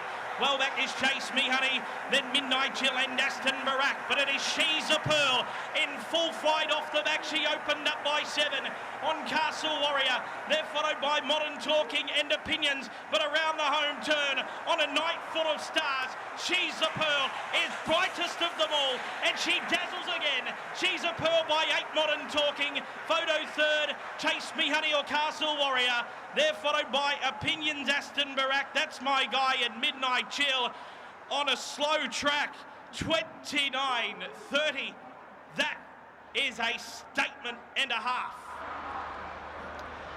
That is why she is the best greyhound in Australia at the moment, Timmy Newbold. She set it up with a 5.31 first split. Andy's always maintained she could run that sort of time early. He thinks she can even break 5.30. She went past us here, run out of the home straight, and she just put lengths on them. 17.55 to the top turn, Duke. I'd have to check. It is possibly the record. I think 58's the record. 58, I could be Fernando Bale. So that says it all. 5.31, 13.51. 13.51, that's second sectional. They don't get down to anywhere near that. 17.55, we do need to check that, but I think you're right. I think it was 17.58, and she hammers home at 11.75. 29.30, if she begins like that, she is just unleadable and, quite frankly, unbeatable. Well, a length in greyhound racing is 7/100ths. On the clock, she's gone 5 lengths faster than any other semi-final winner tonight. And she continues that winning streak. Look at that speed. Castle Warrior stuck with her for that first run. He's gone a terrific first section, but she goes through the pen here and she just powers away. Boy, oh boy, if you took the shorts, you were happy, but more so the fact that we're going to get to see her next week when she races for $1 million. Seriously, doesn't matter what box she draws, she's going to start favourite. We're going to hear from Paul Mills and Mick Cowley, the second finalist in the $1 million chase for trainers Jody and Andy Lord. Here's Cows with Millsy. Well, Mills, Paul, congratulations. You said it all there. Yeah, even you can't believe those times. No, she keeps on amazing and gets better. She loves racing. She thrives on it. She gets really jealous, and when she works, you can see her actually smile. I can anyway. But yeah, she's probably still smiling over there now, and she can't get enough of racing. She loves racing, and she's proved it week in and week out, month in, month out. You know, against the best. So what more can she do? You know. As the boys said, she set it up early, the 5.31, but to come home in 17.55, that's just phenomenal numbers. Yeah, she does. She's good. She's got it right up there with some of the greats. Was there nerves coming into this? Obviously, everyone's talking about her, everyone's expecting her to get through, but she's still got to do the job. Yeah, for me there is. Eddie's always pretty cool cucumber, but yeah, no, you do get a little bit, I do, relieved. Everything goes good, but she makes her own luck, and it's always good it's over, you know, the race. You'll obviously be with her next week, $1 million race. What will that mean for you? Obviously, it's not your money, but the excitement of $1 million chase. Just all the hard work, you know what I mean? The years in and years out, and the days of rain, hail, shine, weather, whatever day, you know what I mean? Picking up the manure and everything, you know what I mean? It doesn't end, and people don't realise. And you know, like Jodie and that, I'm sure they'd like to be here, but they've still got to run the show and make things get done, and they've got confidence in us to make sure things are done properly, and as long as we get the results, that's the main thing. You've been with Jodie and Andy for a while. Between us, is this the best dog they've had, do they reckon? I'd say so. You know, she keeps on proving it and showing it, so you'd have to ask Andy that, but she's showing it, eh? There's not much more she can do, eh? Hey, congratulations. We'll see you again next week. Oh, thank you. Thanks, Mick. Thanks, mate. Paul Mills there with Mick Cowley, and look at her. She's just faultless at box rows, and I was saying to Andy during the week, that's what I said, I've run out of superlatives when I'm trying to do a preview about her. I came up with this one this week, that she was the queen of Australian racing. Again, no gold stars for that. How long did it take you to think of that but one? again, what do you say? What do you keep saying about a dog who just keeps doing what she does? Look at the leg drive there into that first turn, running 5:31, easily the fastest first split tonight. And boy, oh boy.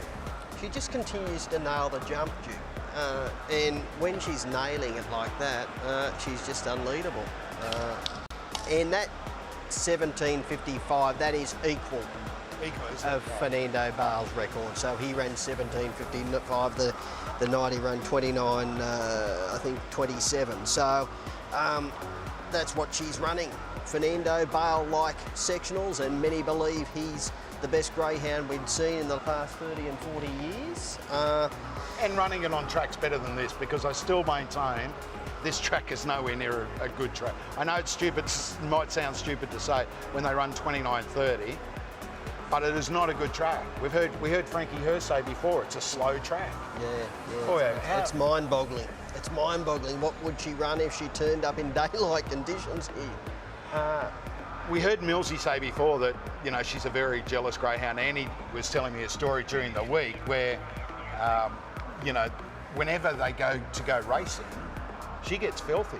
She wants to go to racing every single time that they get dogs to put them into the truck to come, you know, to Wenty or Goulburn or whatever. He said she's just that sort of a dog. And, you know, Andy and Jodie are very philosophical about their dogs, that they are greyhounds, they are animals. They don't mollycoddle them. And I think during the week, someone dropped something in the kennel block, and Millsy went to look after She's a Pearl, and Andy said, don't mollycoddle her, mate. She's a great dog. She's a greyhound. We love them. They do the right thing by them. They look after them. But you can't, you know, I know it's hard to say you don't treat them any different. They don't, you know. So 120 and 140 the place. Is she the first greyhound they check on of a morning? She'd be the first greyhound Jodie checks on, because as I've said a number of times, Jodie is first up in the morning at around 5:30. Andy gets the late wake up at about 6:15. And I spoke to him. I said, mate, if you get them through, tell me that you're going to come. He goes, yeah, we'll be there. But I said, please try and get Joe's to come, because I'm still the only person to ever interview Jodie Lloyd, and she's promised me an exclusive next week. All right, that is Millsy with She's a Pearl. And again, Paul Mills, Ray Dixon, they do a great job with Andy and Jodie Lloyd looking after the dogs for him. They're the ones that are here every race night. Andy and Jodes are at home looking after the dogs that are being prepared for the next day. And he loves them, like probably he loves his kids as well. And he's a good man, Paul Mills. All right, She's a Pearl is the 5th greyhound through to the $1 Million Chase Final to be run here at Wentworth Park on Saturday week. We're going to take a break, and we'll come back with a lot more right after this.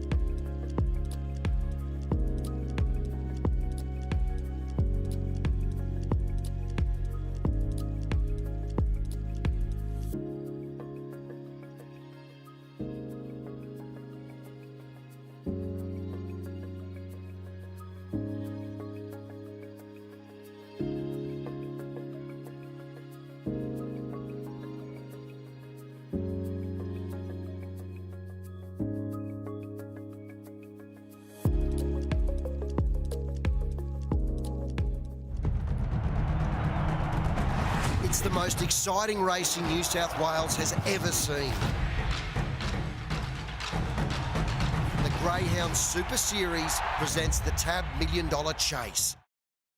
You won't find a friendlier, easier to look after dog than a greyhound. No wonder they're so popular.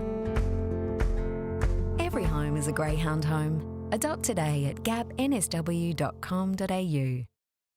They are the superstars. The very best of the best. The legends.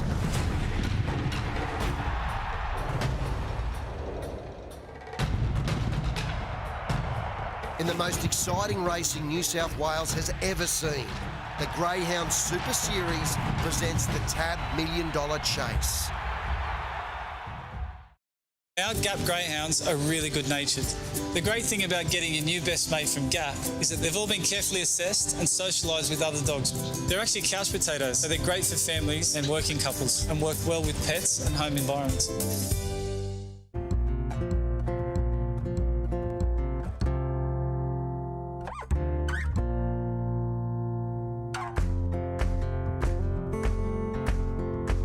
You won't find a friendlier, easier to look after dog than a greyhound.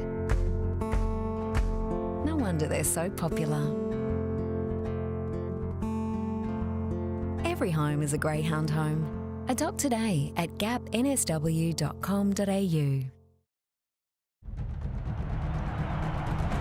It's the most exciting racing New South Wales has ever seen. The Greyhound Super Series presents the TAB $1 Million Chase.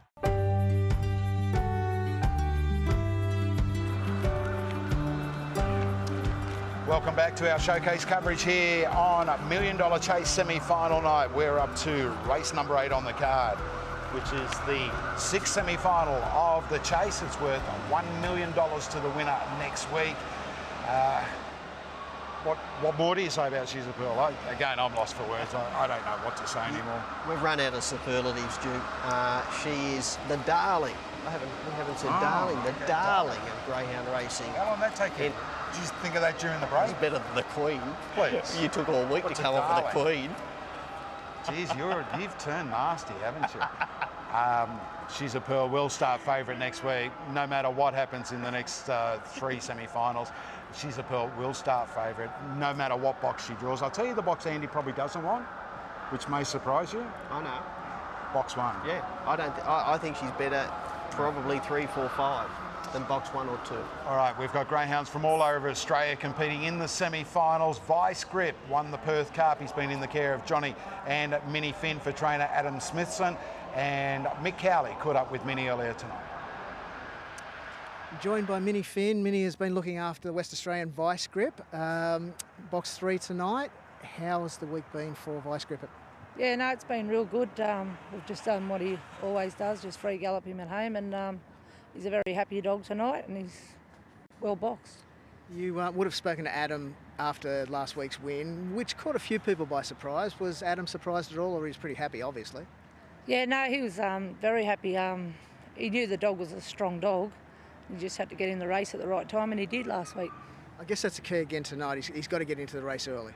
Yeah, that's it. He needs to punch up early and get close to him. $1 Million Chase semis. It's an exciting night. How's your feeling? How's your nerves? No, I don't have nerves. Every race is the same to me. So, yeah, no, it's good. Good luck with Vice Grip tonight, Minnie. Thank you. Minnie Finn there, as I said, Minnie Finn is handling Vice Grip for Adam Smithson. Undeniable chance. Excellent run here last week when beating Well She's Fast. Draws box 3 tonight. I think it's even better drawn tonight, Timmy. Lost for words, are you? I am at the moment, Duke. Was it something I said, or...? No? I can tell you that we've got a pest that's just come up to our broadcast spot, right? An enormous pest, right? And if we could get security, maybe security can get rid of the pest. Have you composed yourself yet? Yeah, I'm back. No. There he is. There is the pest. Yeah. Yeah. All right, let's get back to business here. Race number 8 on the card, Persuasive, brilliant through the Bull Eye Series. Favourite at $2.50, in front of Vice Grip at $3. Yuko Girl, winner of the regional final at Gosford at $3.50. $18 Xavier Bale, qualified through Wagga. Then we go Hard Bass, Black Flipper from the Gardens, Ritzadonna from Dapto, a Group 1 Megastar winner at $18. Fabriola Jimenez gets the start from box number 8 after the scratching of Mickey Dude. Tell me this, how do you see that first 50 metres eventuating here? Yuko Girl charging over from an outside alley and Persuasive driving up on the inside. He's a bit touchy, Duke. His first out of the boxes, he can be very, very hit and miss, but when he does hit the ground, he really whistles, and that's what he did at Bulli. He really put the time on the ball, winning the heat in 25.82 and then 26.09, winning the final. Yuko Girl, she's in absolute beast mode at the moment. She was fantastic, winning the Gosford Regional Final, 29.22. I like her where she's drawn wider out, where she can charge across with fresh air to get across. She's got a good record here, and she is one of the leading chances in this one. All right, number 1 is Persuasive. As I said, he was devastating through that Bulli series, running 25.82. Now, he has had experience here. He raced during the Derby series in January, Timmy. He's got a best on the clock of 29.94, which actually came from box 8. Yeah, and I think he's a genuine 29.6 Greyhound around here. Actually, I do think he did trial before that Derby and did run around 29.50 odd, so that's what he's capable of doing. Oh, he's a great chance, and I think he's favoured by the box draw. He's 3 out of 3 from the inside alley. Xavier Bale, a well-performed Victorian who ran second in the Wagga final behind My Boy Rockin', on debut at this track. It draws box number 2. 10 starts from box 2, just the one win in its career. Tricky draw on the outside of Persuasive, has been racing really, really consistently, narrowly beat in that Wagga final. Rough place chance for mine. Vice Grip, I like this dog. I thought his run last week when running down Wow, she's fast, was good. Won the Perth Cup going 29.70, owned by the 4 Frothies boys, the Pask brothers. They love it. They ring the bell. Jerry O'Keefe trained it for them. Vice Grip, trained by Adam Smithson, in the care of Johnny and Minnie at the moment. His run last week, excellent. Oh, outstanding. His run home time, 11.59, running down Wow, she's fast. He's not too badly drawn in the 3 alley. If he can just hold a position around the first corner, he'll be powerful at the end. Hard Bass for Wayne White, who had a 70-1 winner at Dapto last night in 10 Hut, and Hard Bass qualified at Goulburn, on debut here tonight. Yeah, we'll need a career best run to even get into the minor money here, Duke. Black Flipper, good form at the Gardens, where she goes the best of any track that she's raced at. Draws box 5.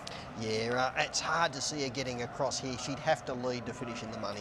Ritzadonna, as I said, a Group 1 Megastar winner, finished second at Dapto. Just been a little bit off since that win back in December. Poorly drawn in the 6 alley. If she happened to get a run through at the first turn, she could get into the minor positions for mine. Yuko Girl qualified for the Futurity here, won the Gosford qualifier in 29.22, stack of early toe. Absolutely airborne. She's peaking for this series. Tremendous chance. Fabriola Jimenez starts from box number 8. 3 starts here, duck egg so far. Would need sharp improvement on all of those runs. I'm with Vice Grip from box number 3.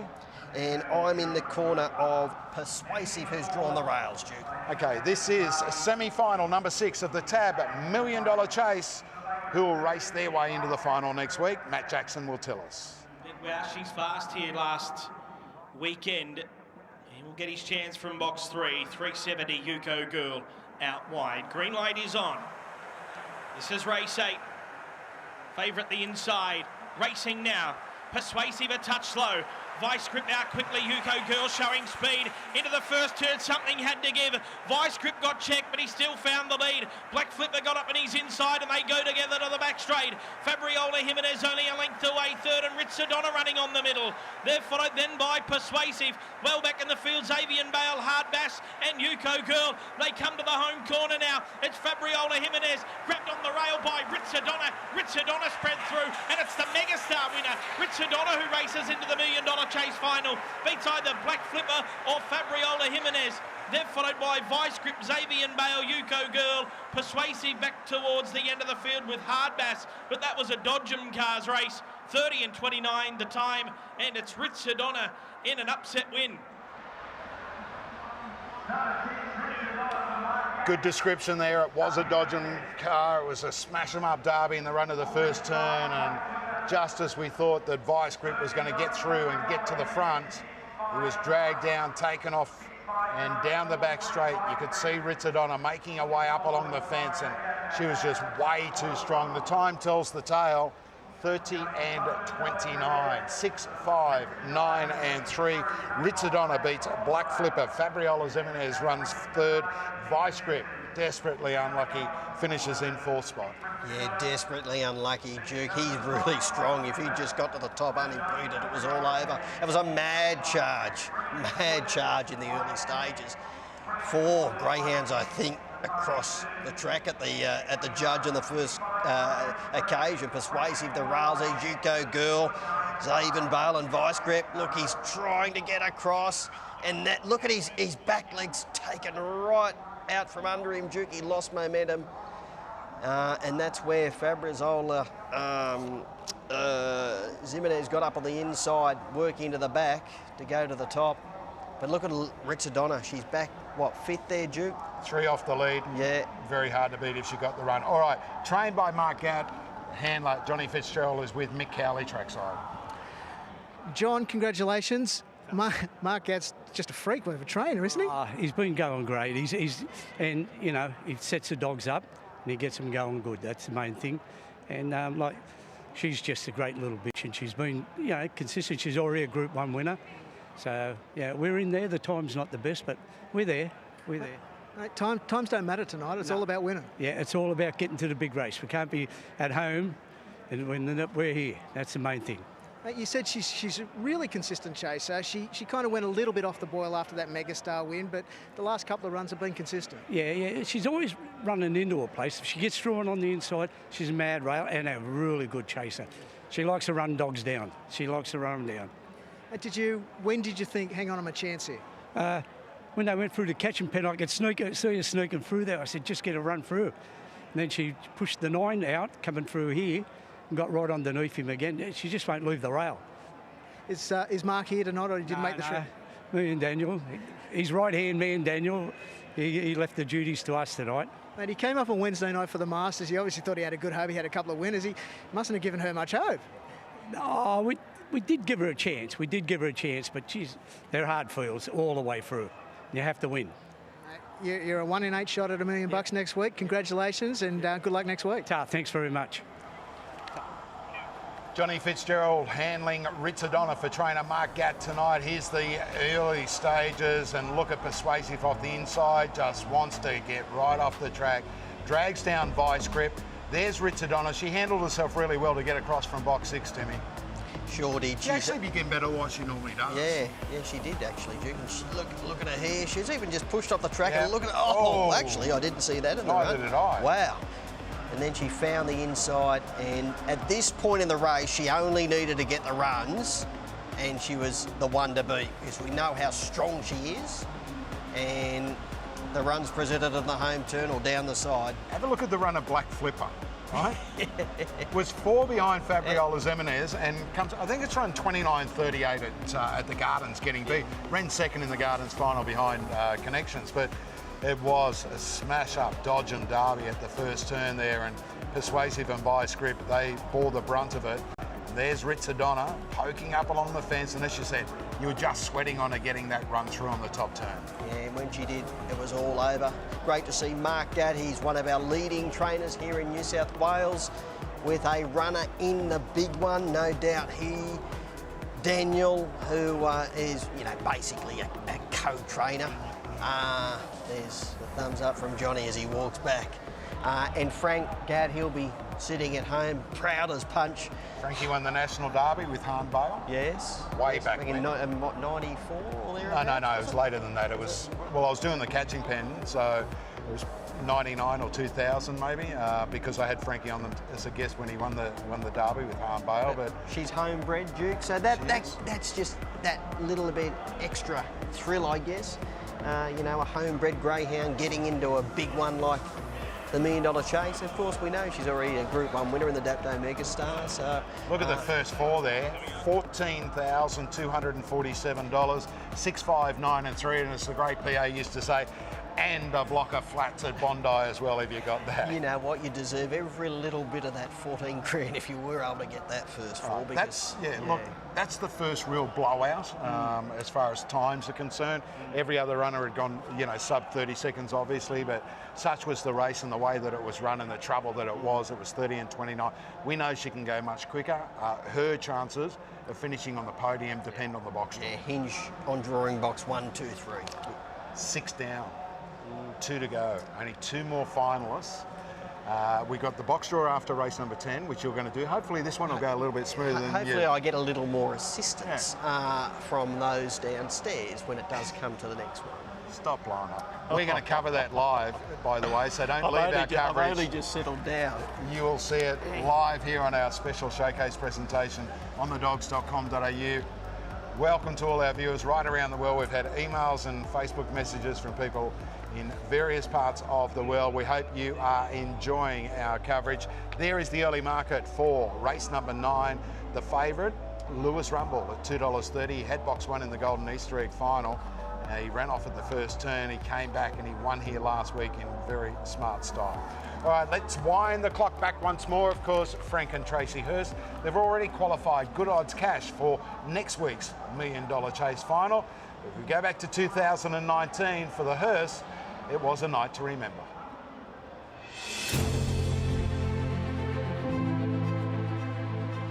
Two, one. Roll, Alpha. We're on air. Winning. It's what racing is all about. But it's impossible to describe what a win in this race will mean to those with a runner. This is the world's richest greyhound event. This is the 2019 $1 Million Chase. Beautiful Sydney has turned on a beautiful spring night. I'm Cameron Williams. Pleasure to be your host tonight. I've got a great panel. Please welcome to our form analysts Liz Whelan and James van der Marden. This is fantastic. Cam, I am so excited to be here. This is the biggest night of greyhound racing in the world. I love the dogs, I love a bet, and I can't wait for the big race. What do you think, James? Oh, it has been fabulous to be a part of the coverage, starting here at Whitworth Park at race number 1. The crowd, the atmosphere, the noise as the greyhounds are turning for home is just extraordinary. Ready, Charlie, roll Charlie, transition.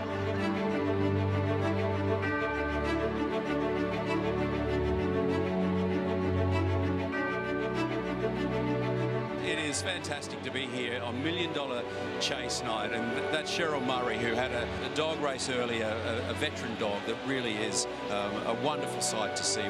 Now just remember that all the money raised here tonight, all of it is going to GAP, the Greyhounds as Pets program.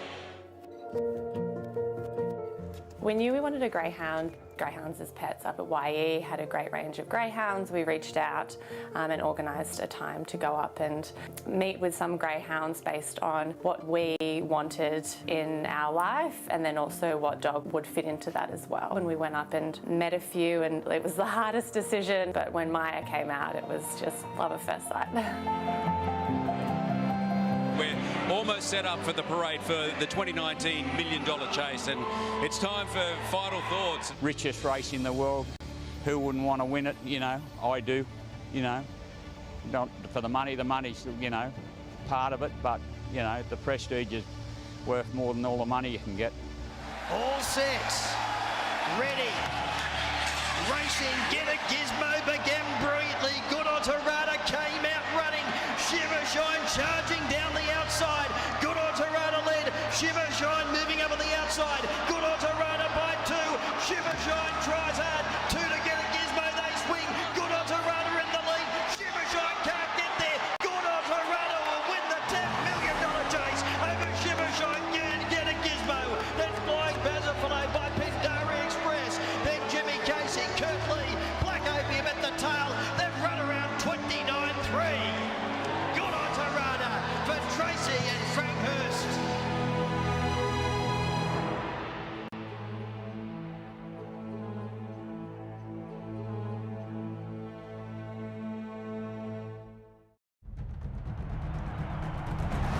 It's the most exciting racing New South Wales has ever seen.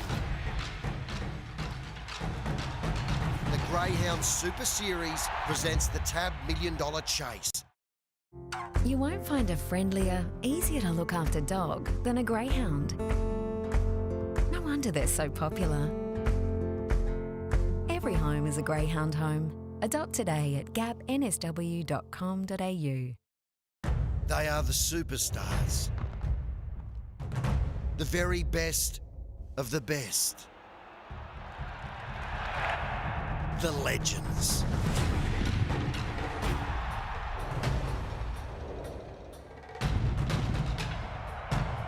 In the most exciting racing New South Wales has ever seen, the Greyhound Super Series presents the TAB $1 Million Chase.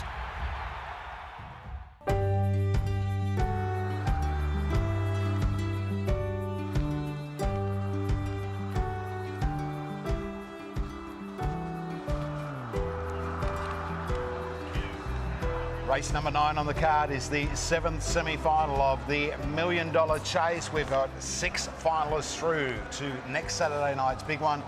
$1 million, no matter how many times you say it. I know, look, I know it sounds funny, but $1 million now, you're flat out buying a house in Sydney for $1 million. But it's just that, it's those 3 words, $1 million. It is life-changing. Oh, life-changing, all right. Well, not for a multi like you from North Rocks, but it is for me for a battler from Woolloomooloo. Oh, yeah, Woolloomooloo. No words. Living at Woolloomooloo. Good race coming up. I thought this was probably the most open of the semi-finals. Lewis Rumble draws, to me, what is a sticky box because he's got Boston Garden drawn to his outside. He's favoured at 230, 380 Boston Garden. We know he's a dog that is hit or miss at the start. Special Blend's also got a little bit of toe. 230, 380. The dog I like is Doonan from box 3. I just thought he might be able to lob onto the fence and get a decent run through, and he's very, very strong. But as I said, Timmy, I looked at this race probably 10 times and probably came up with 10 different scenarios as to what was going to happen. Yeah, Lewis Rumble, Duke, if he begins like we know he can, he generally does. I think he's got that explosive turn of foot to lead through the first turn. Boston Garden, as you just said, he is very hit and miss. He's a much better beginner when he's drawn nearer to the inside. When he draws wider out, gee, he can walk out. Special Blend, he's as honest as they come. Gee, he's a dog who just keeps on aiming up each and every week in strong races. I'll tell you the form line for him. The night She's a Pearl ran 29.38. Good Odds Cash ran 2nd. Special Blend ran 3rd. But his form winning that Nowra regional final was very, very good as well. Yeah, he ran 29.53 there on that occasion. He's got a good record around here, and he's got a 29.80 PB. Lewis Rumble, still we don't know what happened. Golden Easter Egg night is very, very disappointing. Neither does Cav. Yeah, he said that in the press, hasn't he? But if he begins, I like him where he's drawn wider in the middle of the track. I think he's better drawn there than he is drawn inside. That might be a little strange to some people out there, but I think when he's got fresh air and he hasn't got pressure on his outside, he's much better drawn up the centre. 6 finalists, 5 are from New South Wales, 1 is from Victoria. Lewis Rumble is favourite for the second last semi-final, and Mick Cowley caught up with Cav earlier tonight. Joined by Steve Kavanagh. Steve has Lewis Rumble in Heat 7 tonight, race 9, drawn box 5. How's the week been for him, Steve? Oh, he's been fine. Takes it pretty easy most of the times. Nothing unusual, so good enough, yeah. You must have been a bit of a relieved man last week to qualify for the semis after that Easter egg run, which still left you a bit baffled, you said. Yeah, it could have been a bit expensive, really, couldn't it? Yeah, I got no idea what happened, but it wasn't injury related. It was just a lack of concentration or misstep or balance or whatever. I'm not sure. Obviously, the key with him tonight is to step away. How do you think the race actually maps out? Well, his style doesn't change from week to week most of the time. He's got to do it quick early, and he's got to have a bit of a gap down the back and hope they don't get him. Well, I guess he has run 29.6 around here, and whether he needs that tonight or not, it doesn't matter. It's all about winning. Well, he's got to be out in front, whatever it is, so we'll worry about that after that. Hey, good luck tonight. Thanks very much. Good on you. Great man, great dog trainer, had some of the best dogs in Australia, including the legendary Brother Fox, but he's right, his chances do rely on what happens in the first 10 metres of this race. Yeah, he can't run any of their greyhounds down. He's not strong at the end of his races. Yeah, he alluded to there, he didn't know what went wrong. Not Golden Easter egg night, but it was great to see him bounce back last week. He had a wide alley where I think he's better drawn, and I think he's beautifully drawn in box 5 and begins like he generally does. All right, we've got a half-decent crowd here at Winnie tonight. It'd be nice to see the stands packed on final night, which is a Saturday week, and of course we have got a live presentation that night as well. Let's take a look at Lewis Rumble winning last Saturday night, Timmy, and again, the whole thing with him is, you know, stepping cleanly, and there he is from box number 8. Got that clear air early, carved across, put up 6 on him through the pen. The best part of his race is about 20 metres after the start, where the engine kicks in and the top turn. That's where he absolutely roars. That's where he breaks their heart, bowling along in front with that scintillating speed. Oh, he had this race and he's keeping a long, long way from home. Absolutely romped in and beat a very, very good field on that occasion as well, Duke. And I'm sure he'll be cherry ripe tonight, being in the hands of Cav.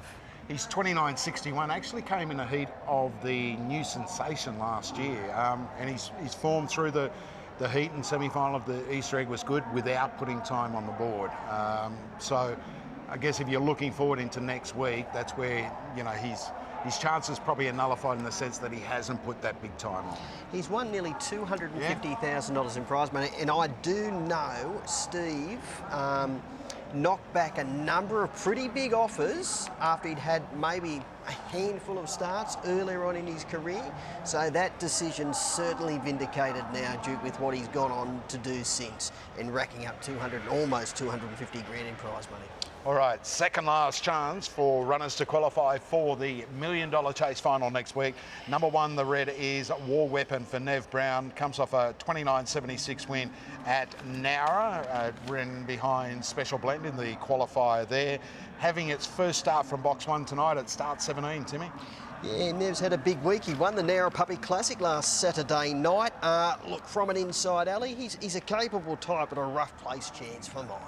All right, number 2, Mercy Dash is the scratching. Its place has been taken by Indy Matilda. 2 starts back, 29.40 winner at Sandown Park. 5 starts here, just the 2 placings. Best on the clock are 30 and 13. Pacey type, she's well drawn in box 2, Duke, and she hasn't got great speed drawn on either side with a clean getaway. She can punch for the lead. She's a great little roughie.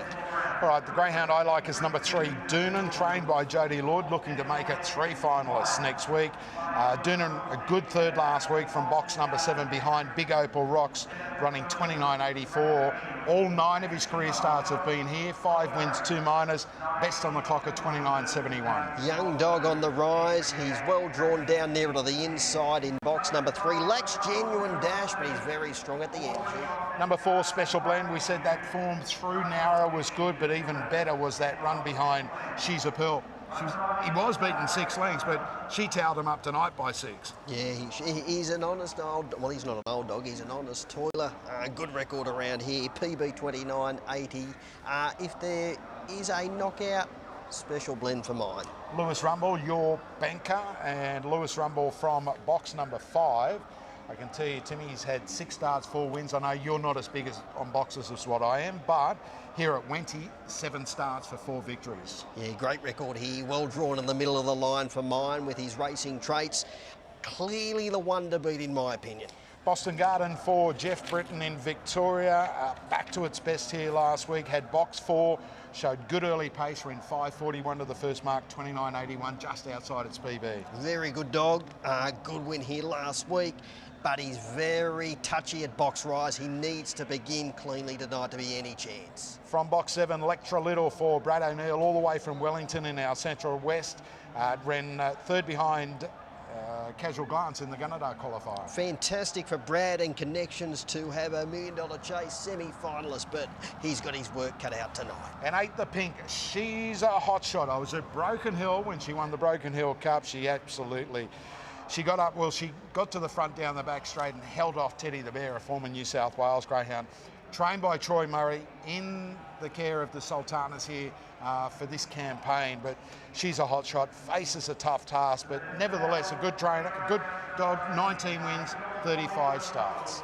All right, this is race number 9 on the card, the 7th semi-final of the TAB $1 Million Chase. Who goes through to next week? Matty Jackson's about to tell us. The green light is turned on Lewis on its way. Favourite box 5, Lewis Rumble. They're ready. And they're racing now, and he was only out fairly, Lewis Rumble. They're getting fast wide out. Is She's a Hot Shot carving over. And She's a Hot Shot will lead and kicks away. Leads by 2 to Doonan. In third placing the outside, Lewis Rumble. Fourth, the rails is War Weapon. They're followed then by Indy Matilda, Special Blend, Wellback, Boston Garden. At the rear, Electra Little. She's a Hot Shot, still the leader off the back. Leads 3/4. Doonan gets his chance to the outside, but the leaders jam up. War Weapon's coming home out wider. It's Doonan from War Weapon. Doonan rode the bump, repelled the challenge, and won it. Beat War Weapon and Special Blend. Close up in fourth, Boston Garden getting home from She's a Hot Shot, who ran the race of her life. Then Indy Matilda, Lewis Rumble back towards the end with Electra Little. The time 29.97. Doonan gives Jody and Andy Lord their third finalists. They've got a 3 in 8 chance of winning $1 million next week, and Doonan has said all 10 of his career starts have been here. When he got into second spot behind She's a Hot Shot, you just thought, boy, he's going to race away. He made tough work of it. He made tough work of it for those who had something on him too. He nearly beat himself, Duke. He nearly beat himself. He doesn't want to leave the inside. Well, he had to get around She's a Hot Shot. When he did, on the home corner, he wanted to dive back to the inside. He was that desperate to find the rail again, and then he got caught up trying to get across. Well, he got across eventually, lost momentum, but they were too far behind him to get him in the latter stages. And yeah, what a remarkable training performance for Jody and Eddie with 3 runners. 3 finalists, 3, 1, 4 and 6 the numbers, 2 1/4 lengths by a head. The time 29.97. Well, the media star of Wentworth Park tonight, Paul Mills, joins Mick Cowley. Paul, Mark Duclos just said you're the media star of Wentworth Park tonight. You must be getting sick of talking to us. No, we don't get sick of talking when you win it. Mate, that's the key. You've now, Jody and Andy and yourself, you got 3 runners in the final, 3 in 8 chance of winning $1 million. You wouldn't have dreamt that coming here tonight, surely? No, but we really did give them a good chance. You know, they're all good dogs. You know. He's obviously young. Certainly goes well here. Showed a bit of an experience tonight, but got the job done in the end. Yeah, he's still learning. He's on the way up and still learning, and he's got the abilities, and he drew well. You know. That's obviously going to be the key for him in the final. A lot of hot dogs, particularly your kennel mates. But if he gets a good draw, he could certainly do something, run into a place at the very least. Yeah, well, he's in it, isn't he? Mate, yeah, it's better off than a lot of other dogs tonight. You're in it. You've got 3 of the 8. Congratulations. Give our best to Jody and Andy as well. Yep, great training effort, Jody and Andy. Thank you. Thanks. Paul Mills there with Mick Cowley. I know Ray Dixon will handle one of them. Millsy and try to grab She's a Pearl. I'm thinking who's going to handle the other one, because Andy hasn't been up for a while, and Jodes will want to sit back and enjoy the night. There's Doonan from box 3. She's a Hot Shot carving across. Lewis Rumble began okay, but just couldn't get that clear running in those first 2 or 3 strides. Yeah, he began well enough, and he just didn't explode like he's capable of. And then he just got a little bit crowded, and he was out of play at that point, because we know he had to lead to win the race. Doonan got away beautifully, actually, Duke. Yeah. And straight onto the rail. She's a Hot Shot, the Broken Hill Cup winner. Didn't she run the race of her life? At this point in the race, Duke, you couldn't get enough on Doonan. You couldn't get enough on him, because he is super strong. He hooked to the outside. He didn't want to go there. He wanted to stay on the rails, but then he got to the outside. Then you can see him trying to duck back to the rail.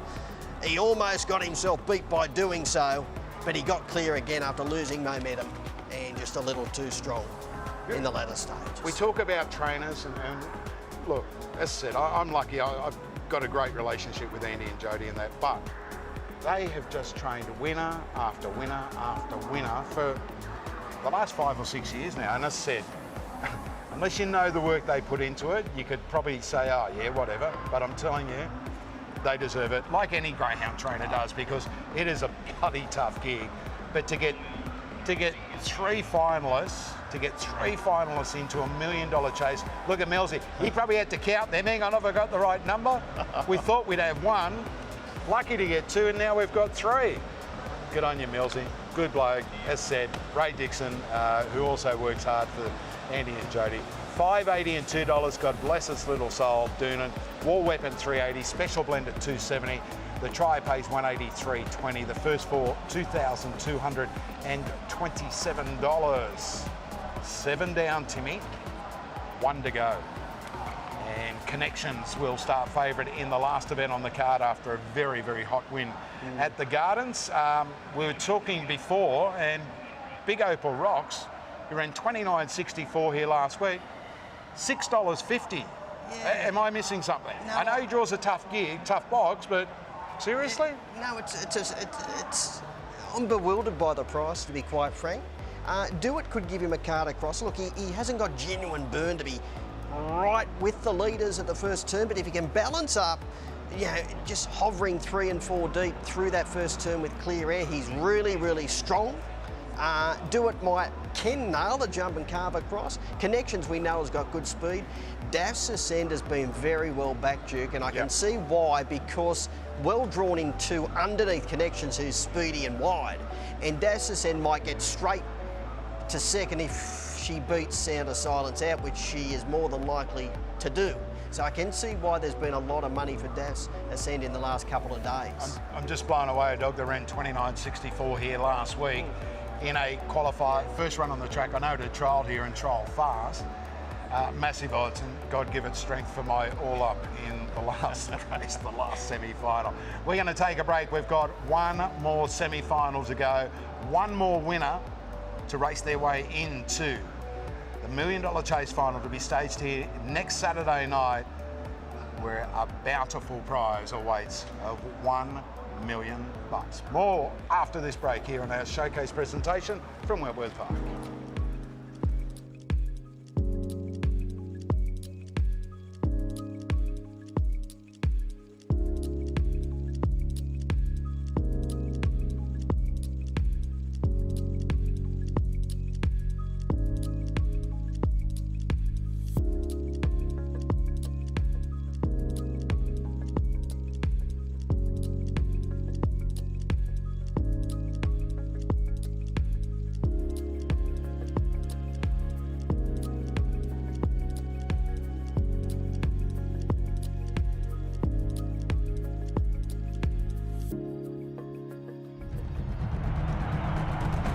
It's the most exciting racing New South Wales has ever seen. The Greyhound Super Series presents the TAB $1 Million Chase. You won't find a friendlier, easier to look after dog than a Greyhound. No wonder they're so popular. Every home is a Greyhound home. Adopt today at gapnsw.com.au. They are the superstars. The very best of the best. The legends.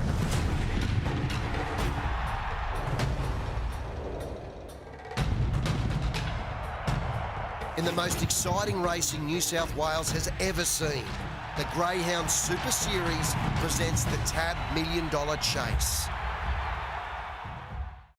Our Gap Greyhounds are really good-natured. The great thing about getting a new best mate from Gap is that they've all been carefully assessed and socialised with other dogs. They're actually couch potatoes, so they're great for families and working couples and work well with pets and home environments.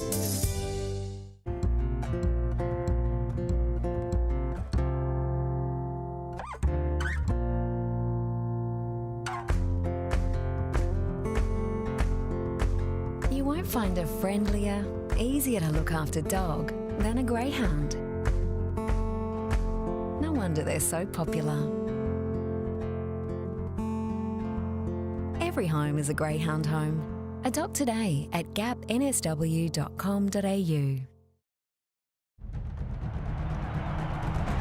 It's the most exciting racing New South Wales has ever seen.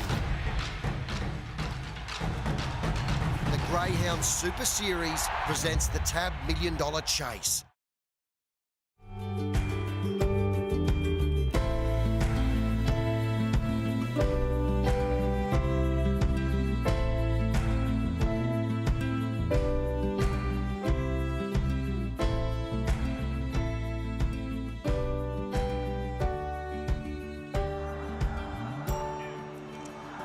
7 down, 1 to go. We have got one more semi-final of the TAB $1 Million Chase for 2022 to be decided, and of course that Greyhound will join 7 others as they race for $1 million last week.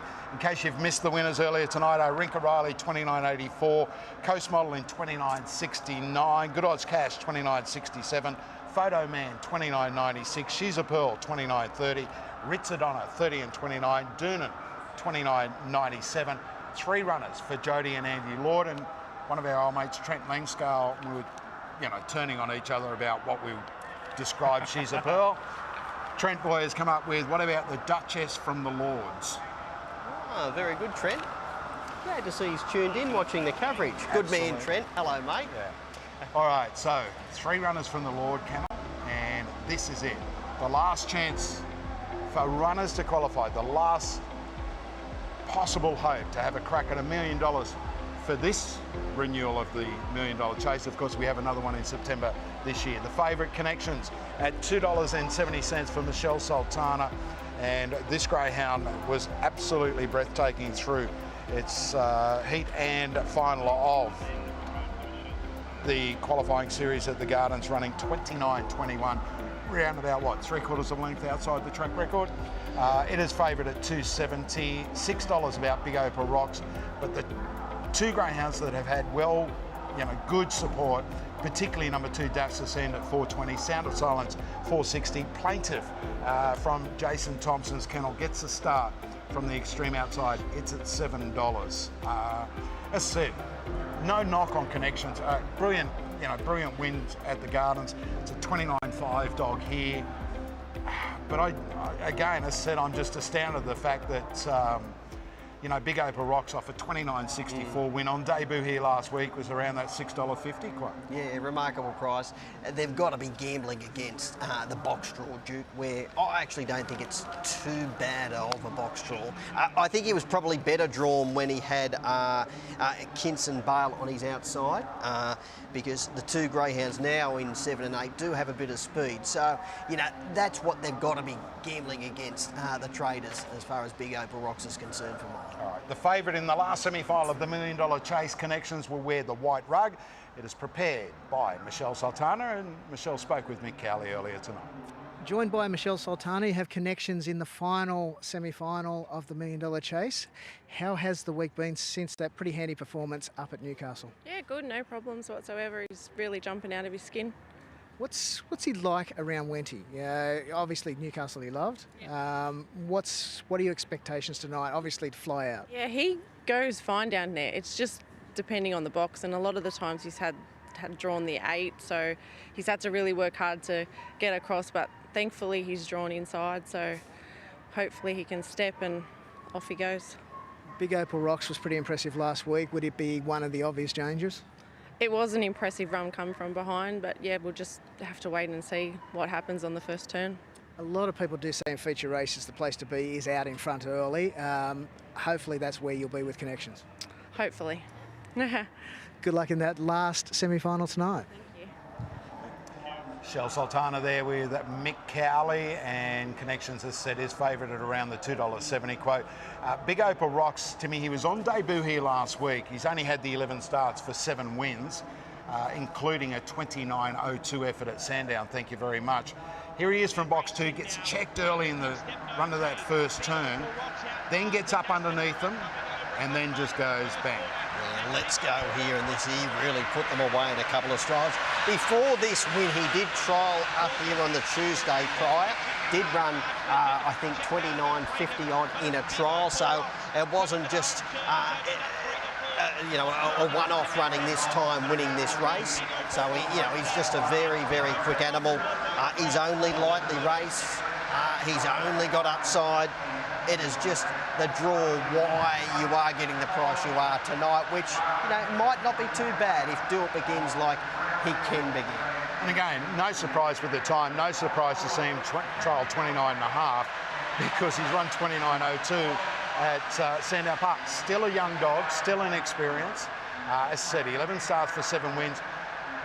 Prepared by Mario Briganti. Now, Muzzles has been a very good trainer for a long while. He won an Australian Cup with a greyhound called Meticulous. owned by the Westervelds, who now have Meticulous Log. But Mario is a very, very good man with a greyhound, and this greyhound would have had the perfect preparation coming into tonight.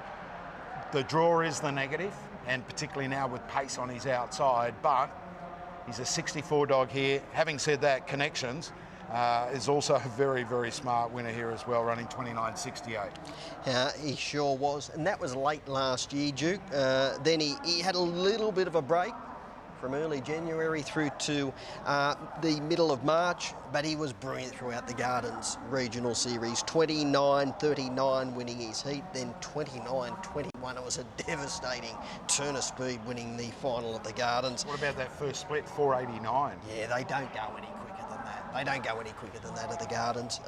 He's run 5.41 first fraction here.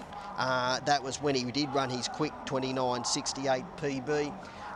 Not too badly drawn in the 3 alley because he does use a little bit of the track, so he'll run a straight line through to the first turn. Look, I'm not surprised he's favourite. He's a deserved favourite, but I don't think there should be such a big discrepancy between him and Big Opal Rocks. All right, let's go through them runner by runner. Number 1, Sound of Silence, trained by Frankie Hurst. He's already qualified good odds cash for the final, and Sound of Silence, 17 starts here, 5 wins, 7 minors, got a best on the clock of 29.65, I should say. That came in October last year. 3 starts back at 29.68, winner at Duclos. Perfectly drawn on the rails. He's been in the money in 11 of 14 runs from box number 1. Great record here. Lacks genuine dash. Really, really strong. If he can get into a stalking position through the first turn, he'll be in the finish. Daff's Ascent, it's had 5 goes here, yet to win. It's run 3 placings. Its best time of 29.90 came last week when it finished second behind Boston Garden. I guess the key with this greyhound here is probably the inside drawbar, Timmy. It is, sure is. If she can beat Sound of Silence out and get onto the rails underneath Connections or following that greyhound through the first turn, Connections won't worry her initially. She'll get off the track a little bit. She's a good little chance. Number 3 is Connections. We've spoken about him. He's a little pocket rocket. He's only 27 kilos. Yeah, he's only a little guy, high-speed greyhound, deserved favourite, but he is facing his biggest challenge to date. Lime Rock Park for Chloe Bilal had won the regional series at Goulburn. It's had the 1 start here, which was last week. Finished 4th behind Zipping Maserati. Biggest challenge in her career. She will need to lift again. All right, number 5, Do It. Group 1 greyhound. He was around the $15 quote earlier, now into around $8.50 with some bookies. Yeah, probably went up well and truly over the odds for a greyhound of his ability. Probably not racing in career, well, he's not racing in career best fashion, but his last start was okay here behind Lewis Rumble. If he gets anywhere back to near his best, Duke, if he was at his best, he'd be probably $3 in this race. 29.59 here. As I said, it's like you just can't look. You know, I know greyhounds can race out of form and when you look at their stats, you go, oh yeah, he hasn't done much lately. But 29.59 winners, they're class animals. We've spoken about Big Opal Rocks at length. 7 and 8 are both out. Zambitas goes into box 9 for Chris Arlidos. Yeah, we'll need to lift sharply on recent runs. Plaintiff for Jason Thompson, draws box number 8. Go back 3 starts at 29.32, winner at Sandown Park, and then finished down the track behind Big Opal Rocks last week. Yeah, no luck at all in that run here on debut last week. Got knocked out of play at the first turn after showing a good turn of speed. He's a genuine winning chance at a bit of value. All right, I can tell you the big money's come for number 5, Do It. He's $14 into around $8 with a number of bookies. Connections out to $3.30. Sound of Silence $5.50. Daff's Ascend at $4.40. Big Opal Rock still at that $6 quote. And Zambitas at $101 and Plaintiff at around the $6.50. So the big money late has come for number 5, Do It, trained by Jeff Britton. We only have 1 Victorian through, which for our feature races is quite unusual, and for all us very parochial New South Welshmen, we hope that stays. Talking through my kick, had the 6 wins and gets another Victorian in. This is the last chance saloon, the last semi-final of the 2022 TAB $1 Million Chase. They've been boxed. Here's Matt Jackson with his call. 3:30, one spot, 8 dogs. It's all to play for. 3:30 connections. And they're racing now, and he was away okay, Connection, Sound of Silence away okay, and out fast Plaintiff, and he will blast across them, and Plaintiff speeds away. Zambidi's running to second, placing Sound of Silence third. They're followed by Big Opal Rocks fourth. Next came Connections well back. Then Dash Descend, Do It in Lime Rock Park. Off the back straight, and the leader is Plaintiff. Zambidi's is only a length away. Sound of Silence running on. They turn, it's Plaintiff 3/4. Zambidi's is driving. This is a massive upset. Zambidi's has beaten Plaintiff. I can't believe my eyes. Sound of Silence third, Big Opal Rocks fourth. They're followed by Do It. Then Dash Descend, Connections, and Lime Rock Park. The time 30 seconds. And that is a monster boil over. I tell you what, we've seen some boil overs, particularly when Polly put the kettle on. That's one of the biggest I've seen in a feature race here at Wentworth Park. Zambitis for Chrissy Arlidos. The reserves run 1-2, 9, 10, 1 and 6, 30 and 02. You could have got whatever odds you want. Write your own ticket. It was $101. He's just guts it out. You took the words right out of my mouth. I don't think I've seen a bigger upset, not only in feature races here at Wentworth Park, but in feature races all around this country. Wow. Lining up at only 6th run tonight.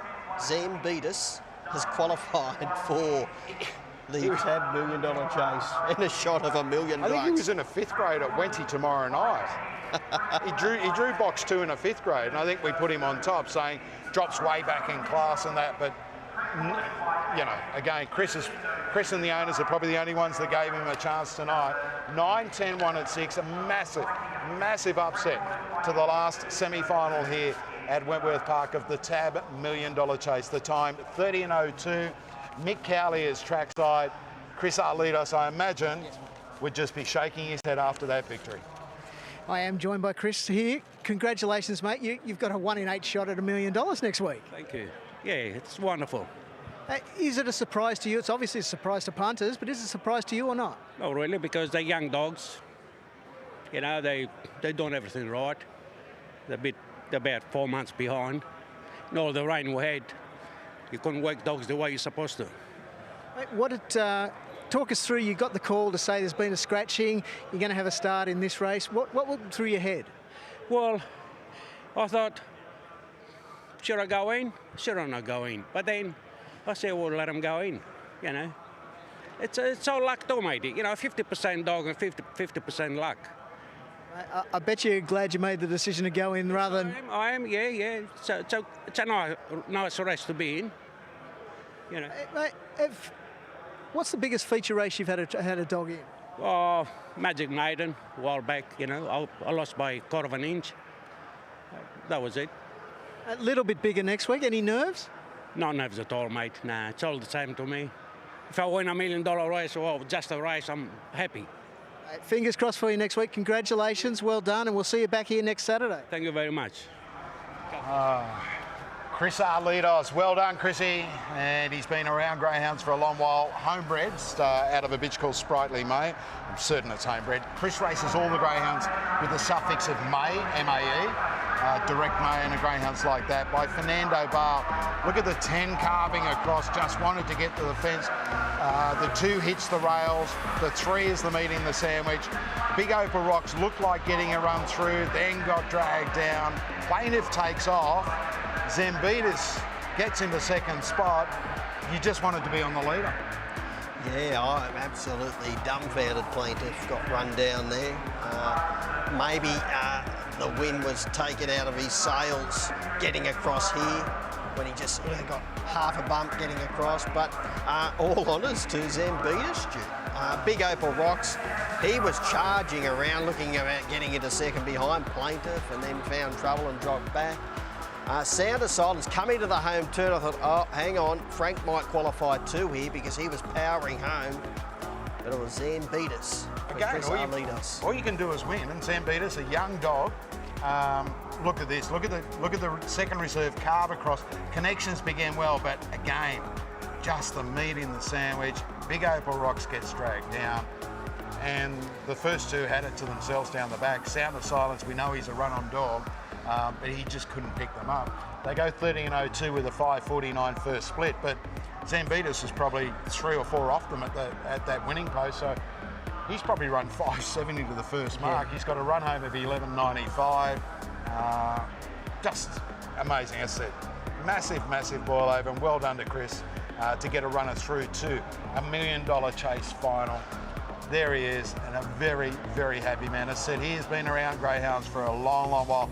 I tell you what, Battler, plenty of thumbs up tonight from the boys, let me tell you. So, wouldn't you, if you're walking back and you've just had a runner qualify for $1 million to the winner race? It's quite amazing. I'd be dancing coming back up there, Duke. No wonder Pete skipped down the straight when he won the first one. It's quite amazing. 8 semi-finals. The fastest qualifier, of course, is She's a Pearl at 29.30. Look at this, $70.20 and $5.10, $2.10, $1.90. Oh, do you have any of that first 4? Finishing with Big Opal Rocks, 9.10, 1 and 6, $28,489 and a little bit of change. And if you've got it, you do get the block of flights at Bondi as well, let me tell you. All right, we're done. We've had the 8 semi-finals. We're going to go to a break. You won't be here when I come back because you are going downstairs to do the box draw, but in between time, we're going to replay every one of the semi-finals from tonight. You'll see that right after this short break.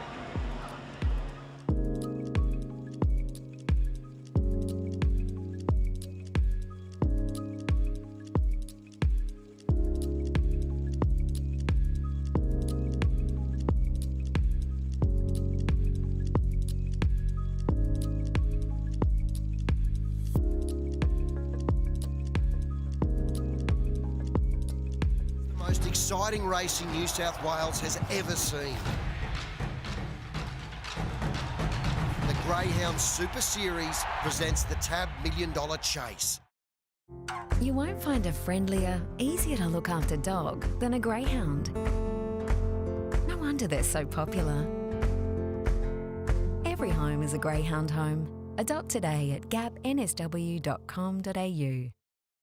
They are the superstars. The very best of the best.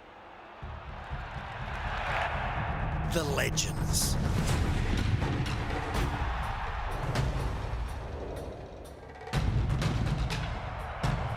In the most exciting racing New South Wales has ever seen, the Greyhound Super Series presents the TAB $1 Million Chase. Our Gap Greyhounds are really good-natured. The great thing about getting a new best mate from Gap is that they've all been carefully assessed and socialised with other dogs. They're actually couch potatoes, so they're great for families and working couples and work well with pets and home environments.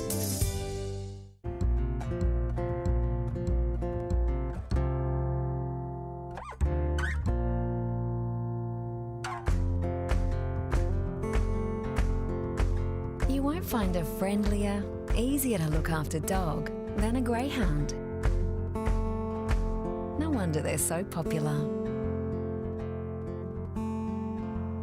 Every home is a greyhound home. Adopt today at gapnsw.com.au.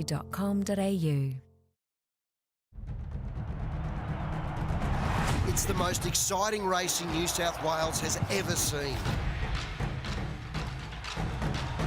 The Greyhound Super Series presents the TAB $1 Million Chase. 29 seconds of frantic speed, and someone at the end of it goes home with $1 million. It's the richest greyhound race in the world. Someone's life will change, and for me, the best part of the night will be the face of the winners.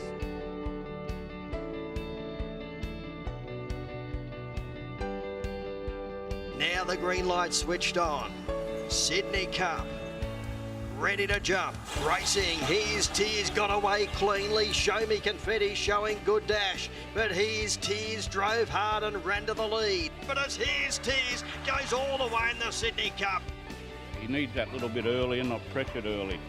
And once he gets out there, well, he's hard to run down. Ready to go for the consolation. Set and ready. Racing, Faithy Bale, Dwelt beginning brilliantly, Aston Zadek and Shetland. Shetland turn the leader, edging away. Shetland will win the consolation. And to come out here and win the consolation for Sue and John, we're really wrapped for them, and more importantly, we're wrapped for the dog because he's a real trier, and you know, he'll probably be lame again tomorrow, and that's his thing. Now it is time for the $1 Million Chase. It's the world's richest greyhound race. It's out at Wentworth Park. Cameron Williams, good evening to you. Good evening to you, Erin. These canine athletes are something else. And tonight, in this beautiful city of Sydney, they are racing here at Wentworth Park for $1 million. Obviously, it's crucial to be in front the second time around. But if we look back at history, it's nearly just as important to be in front here the first time that they get to this winning post. We are ready to go. Set, ready. Racing, Tommy Shelby came out running, flying Ricardo away brilliantly. Shadow Mist driving the rails. It's tight through the first turn, and Handsome Prince has got over. He led by 2.5, Tommy Shelby, followed by Sherry, flying Ricardo, waging war, Warbanger, Shadow Mist, and at the tail of the field is Awesome Catch. The front runner, Handsome Prince, led by 4 to Tommy Shelby, Sherry, Handsome Prince, a boulder clear. The former Tasmanian, Handsome Prince has won the $1 Million Chase over Sherry and Tommy Shelby, waging war, hammered home. Handsome Prince from box 7, one race, one winner, $1 million. He's done it 2 from 3. They said lightning couldn't strike twice. He walked on course today and said, maybe I'm the person who can prove that it actually does. Thank you, everybody. Tony Mestrov, Tab, you guys are wonderful, mate. Without you guys, this just wouldn't be possible. You know, Channel 9 for coming on board. All you photographers out here is more than there was 2 years ago. So that's how I know this industry's going further.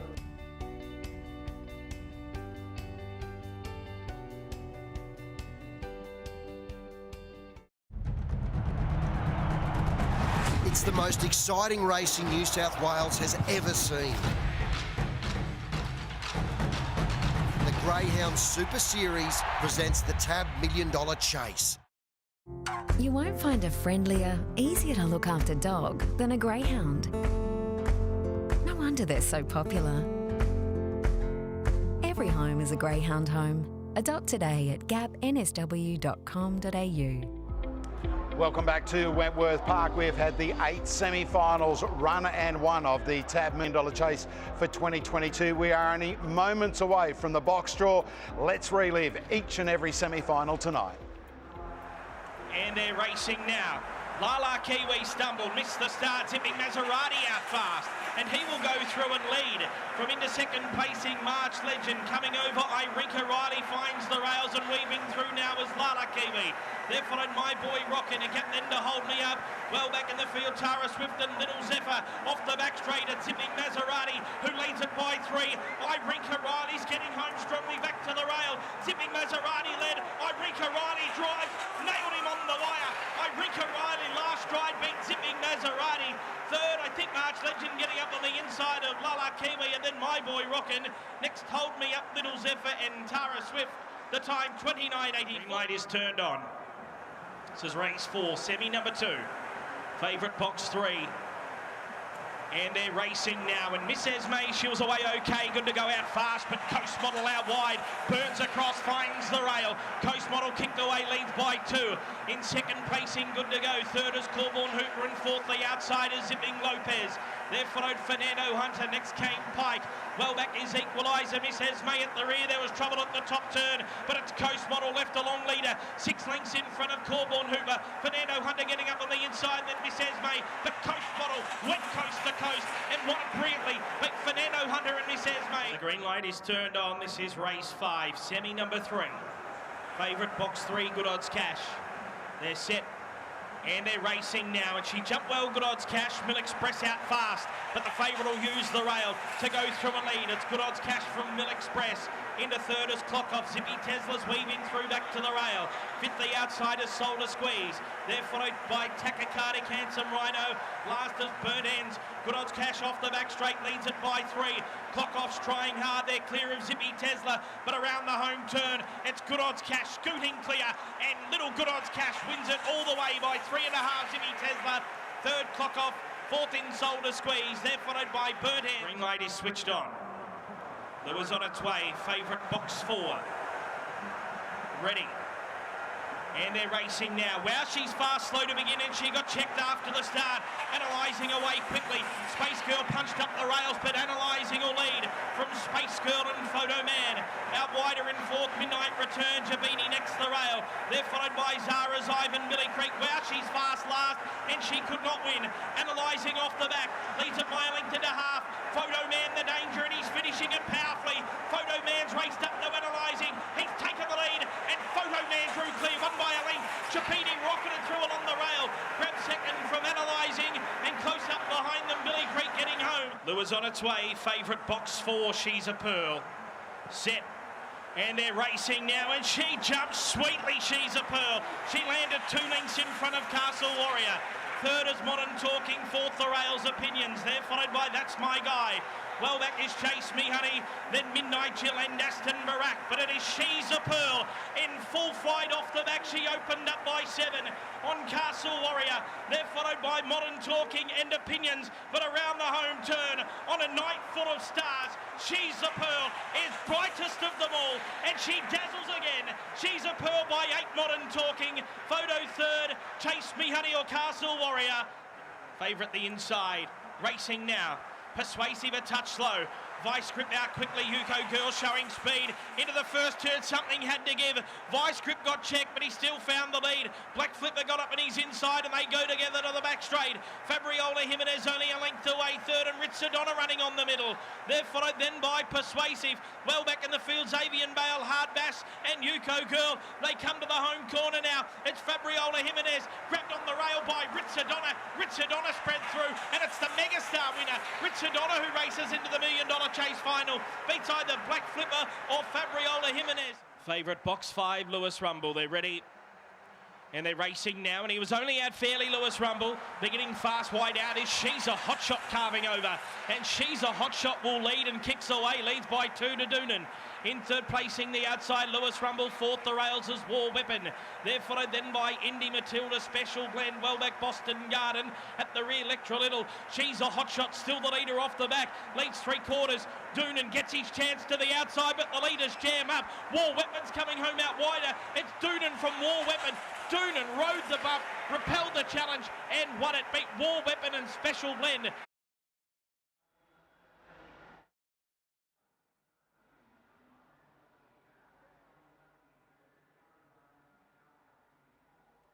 I've lost audio, guys.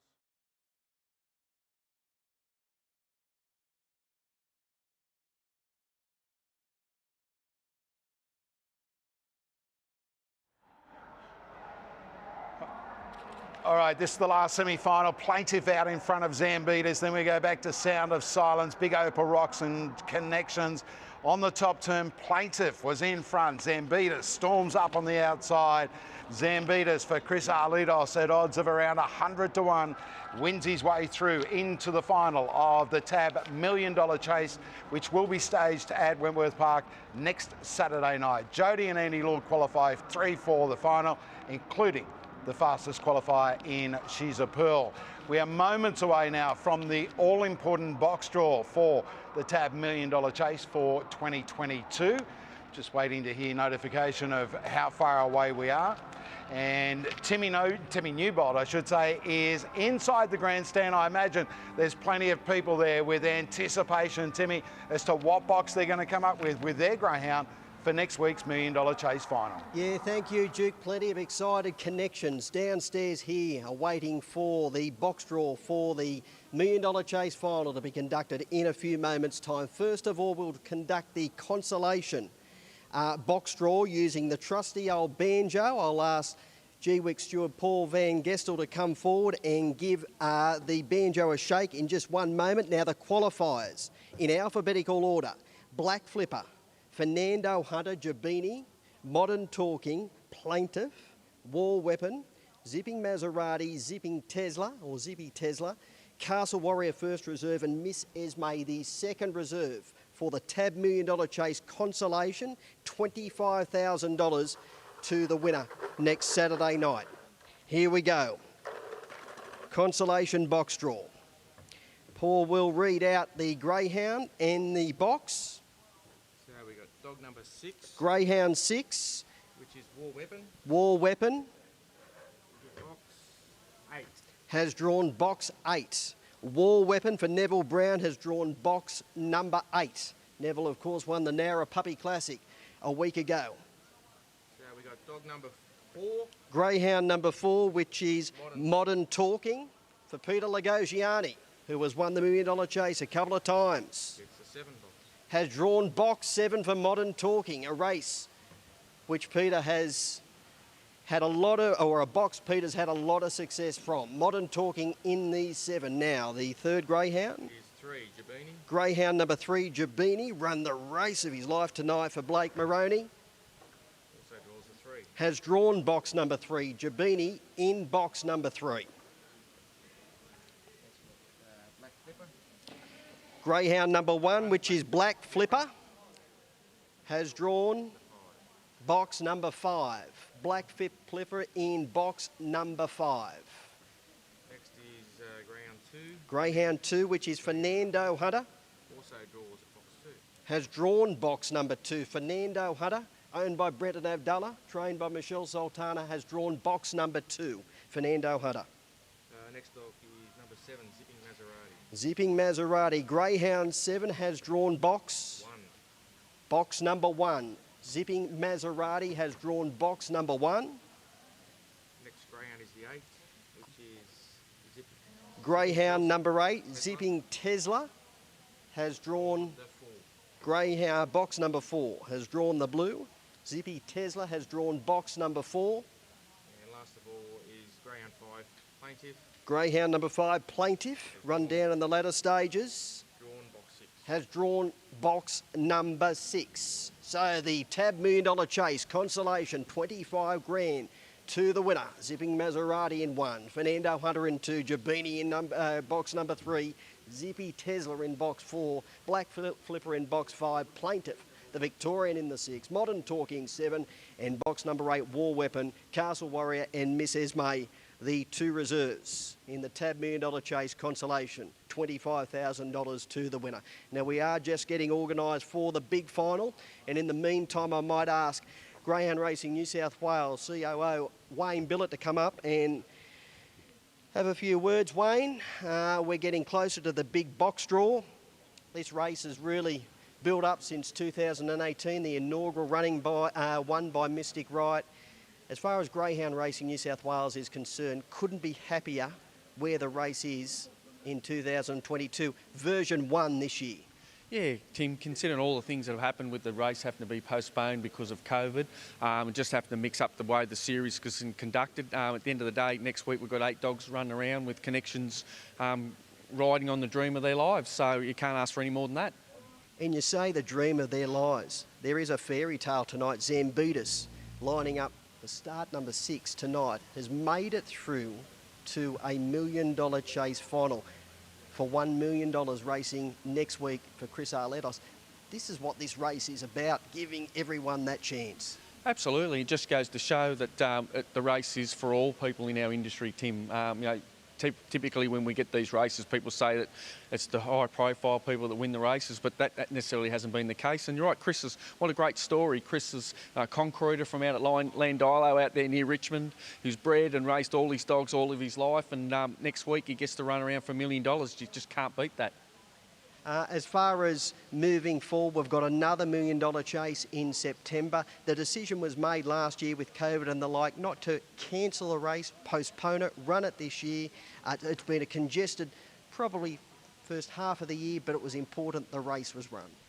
Well, the race is all about the industry, Tim. At the end of the day, that's what it's about. It's been put on for participants, so it's really important that we continue to run these type of events. And even though we had the hiccup last year, there was never any intention other than to run the race. All right, well, we're ready to go, Wayne. I think you can stay for a moment. Now, the process is Wayne will pick a card. Now, the greyhounds in alphabetical order, which I will need a list of in alphabetical order. Wayne will pick a card, whichever card that is, 1 through to 8. That'll be the first greyhound or connections to come up and pick a medallion. Inside the box is a number, and that is the box draw, which your greyhound will come out of next Saturday night. So, Wayne, you've got the honours. In alphabetical order, Coast Model, Doonan, Good Odds Cash, Irinka Riley, Photo Man, Ritsadonna, She's a Pearl, Zambetas, Zipping Maserati, Modern Talking, the 2 reserves. First card, Wayne, here we go. Who's going to be first up for the TAB $1 Million Chase final? Plenty of anxious connections here tonight, awaiting to come up and select which box their greyhound will come out of next Saturday night. I don't think there's any doubt in the world She's a Pearl will start a dominant favourite. It doesn't matter which box she does come out of. Okay, the first greyhound to come out, greyhound number 4, Irinka Riley. Jack Smith. No, Mel's going to come up. Irinka Riley, I think earlier on in the year, Jack had Jungle Juice, a greyhound he thought might have been racing for the $1 million, but it's one of the most consistent greyhounds in New South Wales, Irinka Riley. Mel Smith, he has drawn box number 6, and Mel, if you can just show the camera there which box he has come up with. Box 6 for Irinka Riley, for Jack Smith. Terrific win tonight from the 7 alley. He worked across, got into a striking position down the back, and he was just too strong in the latter stages. Mel, can you just come back? And we have already selected that box. Greyhound number 5, Photo Man, Gavin Clifton. Photo Man is... Here he comes, Gavin, a very excited trainer tonight. Victorian. Photo Man, a progressive type. He was terrific here last week. Anyone you like, Gav? And just show us. It is box number 3. Just show the camera. Box number 3 for Photo Man, the Victorian. The lone Victorian in the race. Photo Man for Gavin Clifton.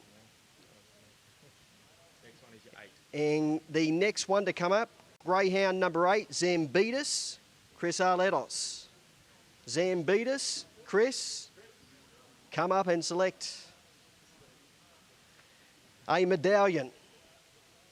This would be the fairy tale story of the series. Zambetas.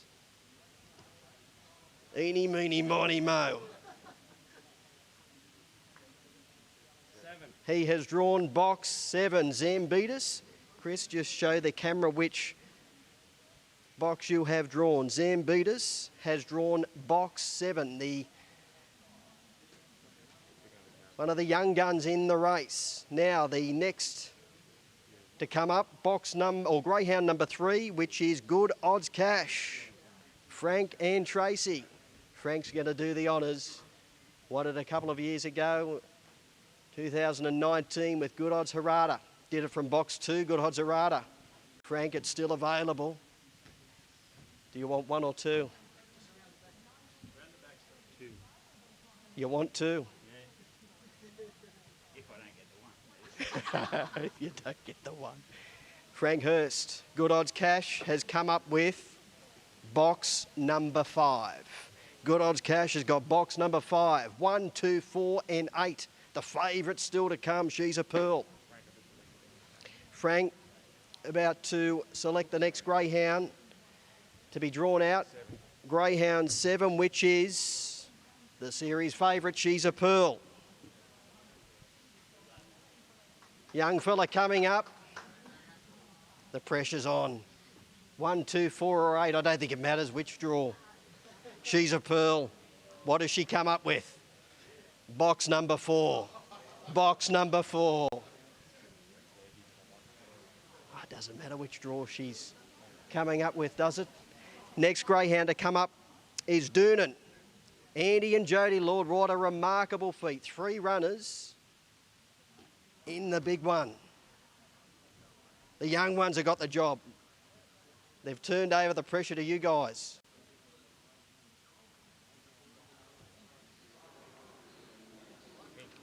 Box number 8. Box number 8. And the next greyhound, so Doonan has drawn the 8. Greyhound 6, which is Richest for Mark and Daniel Gatt and Frankie Gatt, who would no doubt be at home tonight watching with Mark. And I call him the co-trainer, Daniel Gatt coming up. Mark gets all the accolades. Daniel Gatt, 1 or 2. 2 or 1.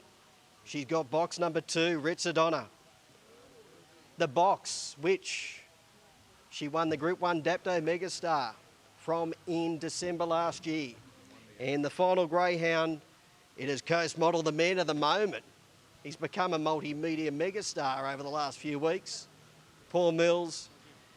And we're all hoping it is box number 1, and there it is, box number 1 for Coast Model. So the TAB $1 Million Chase final looks this way. Coast Model in 1, Richest in 2, Photo Man in 3, She's a Pearl in box number 4, Good Odds Cash in the 5, Irinka Riley in 6, Zambetis has drawn the 7, and Doonan, box number 8, Zipping Maserati, the first reserve, and the second reserve is Modern Talking.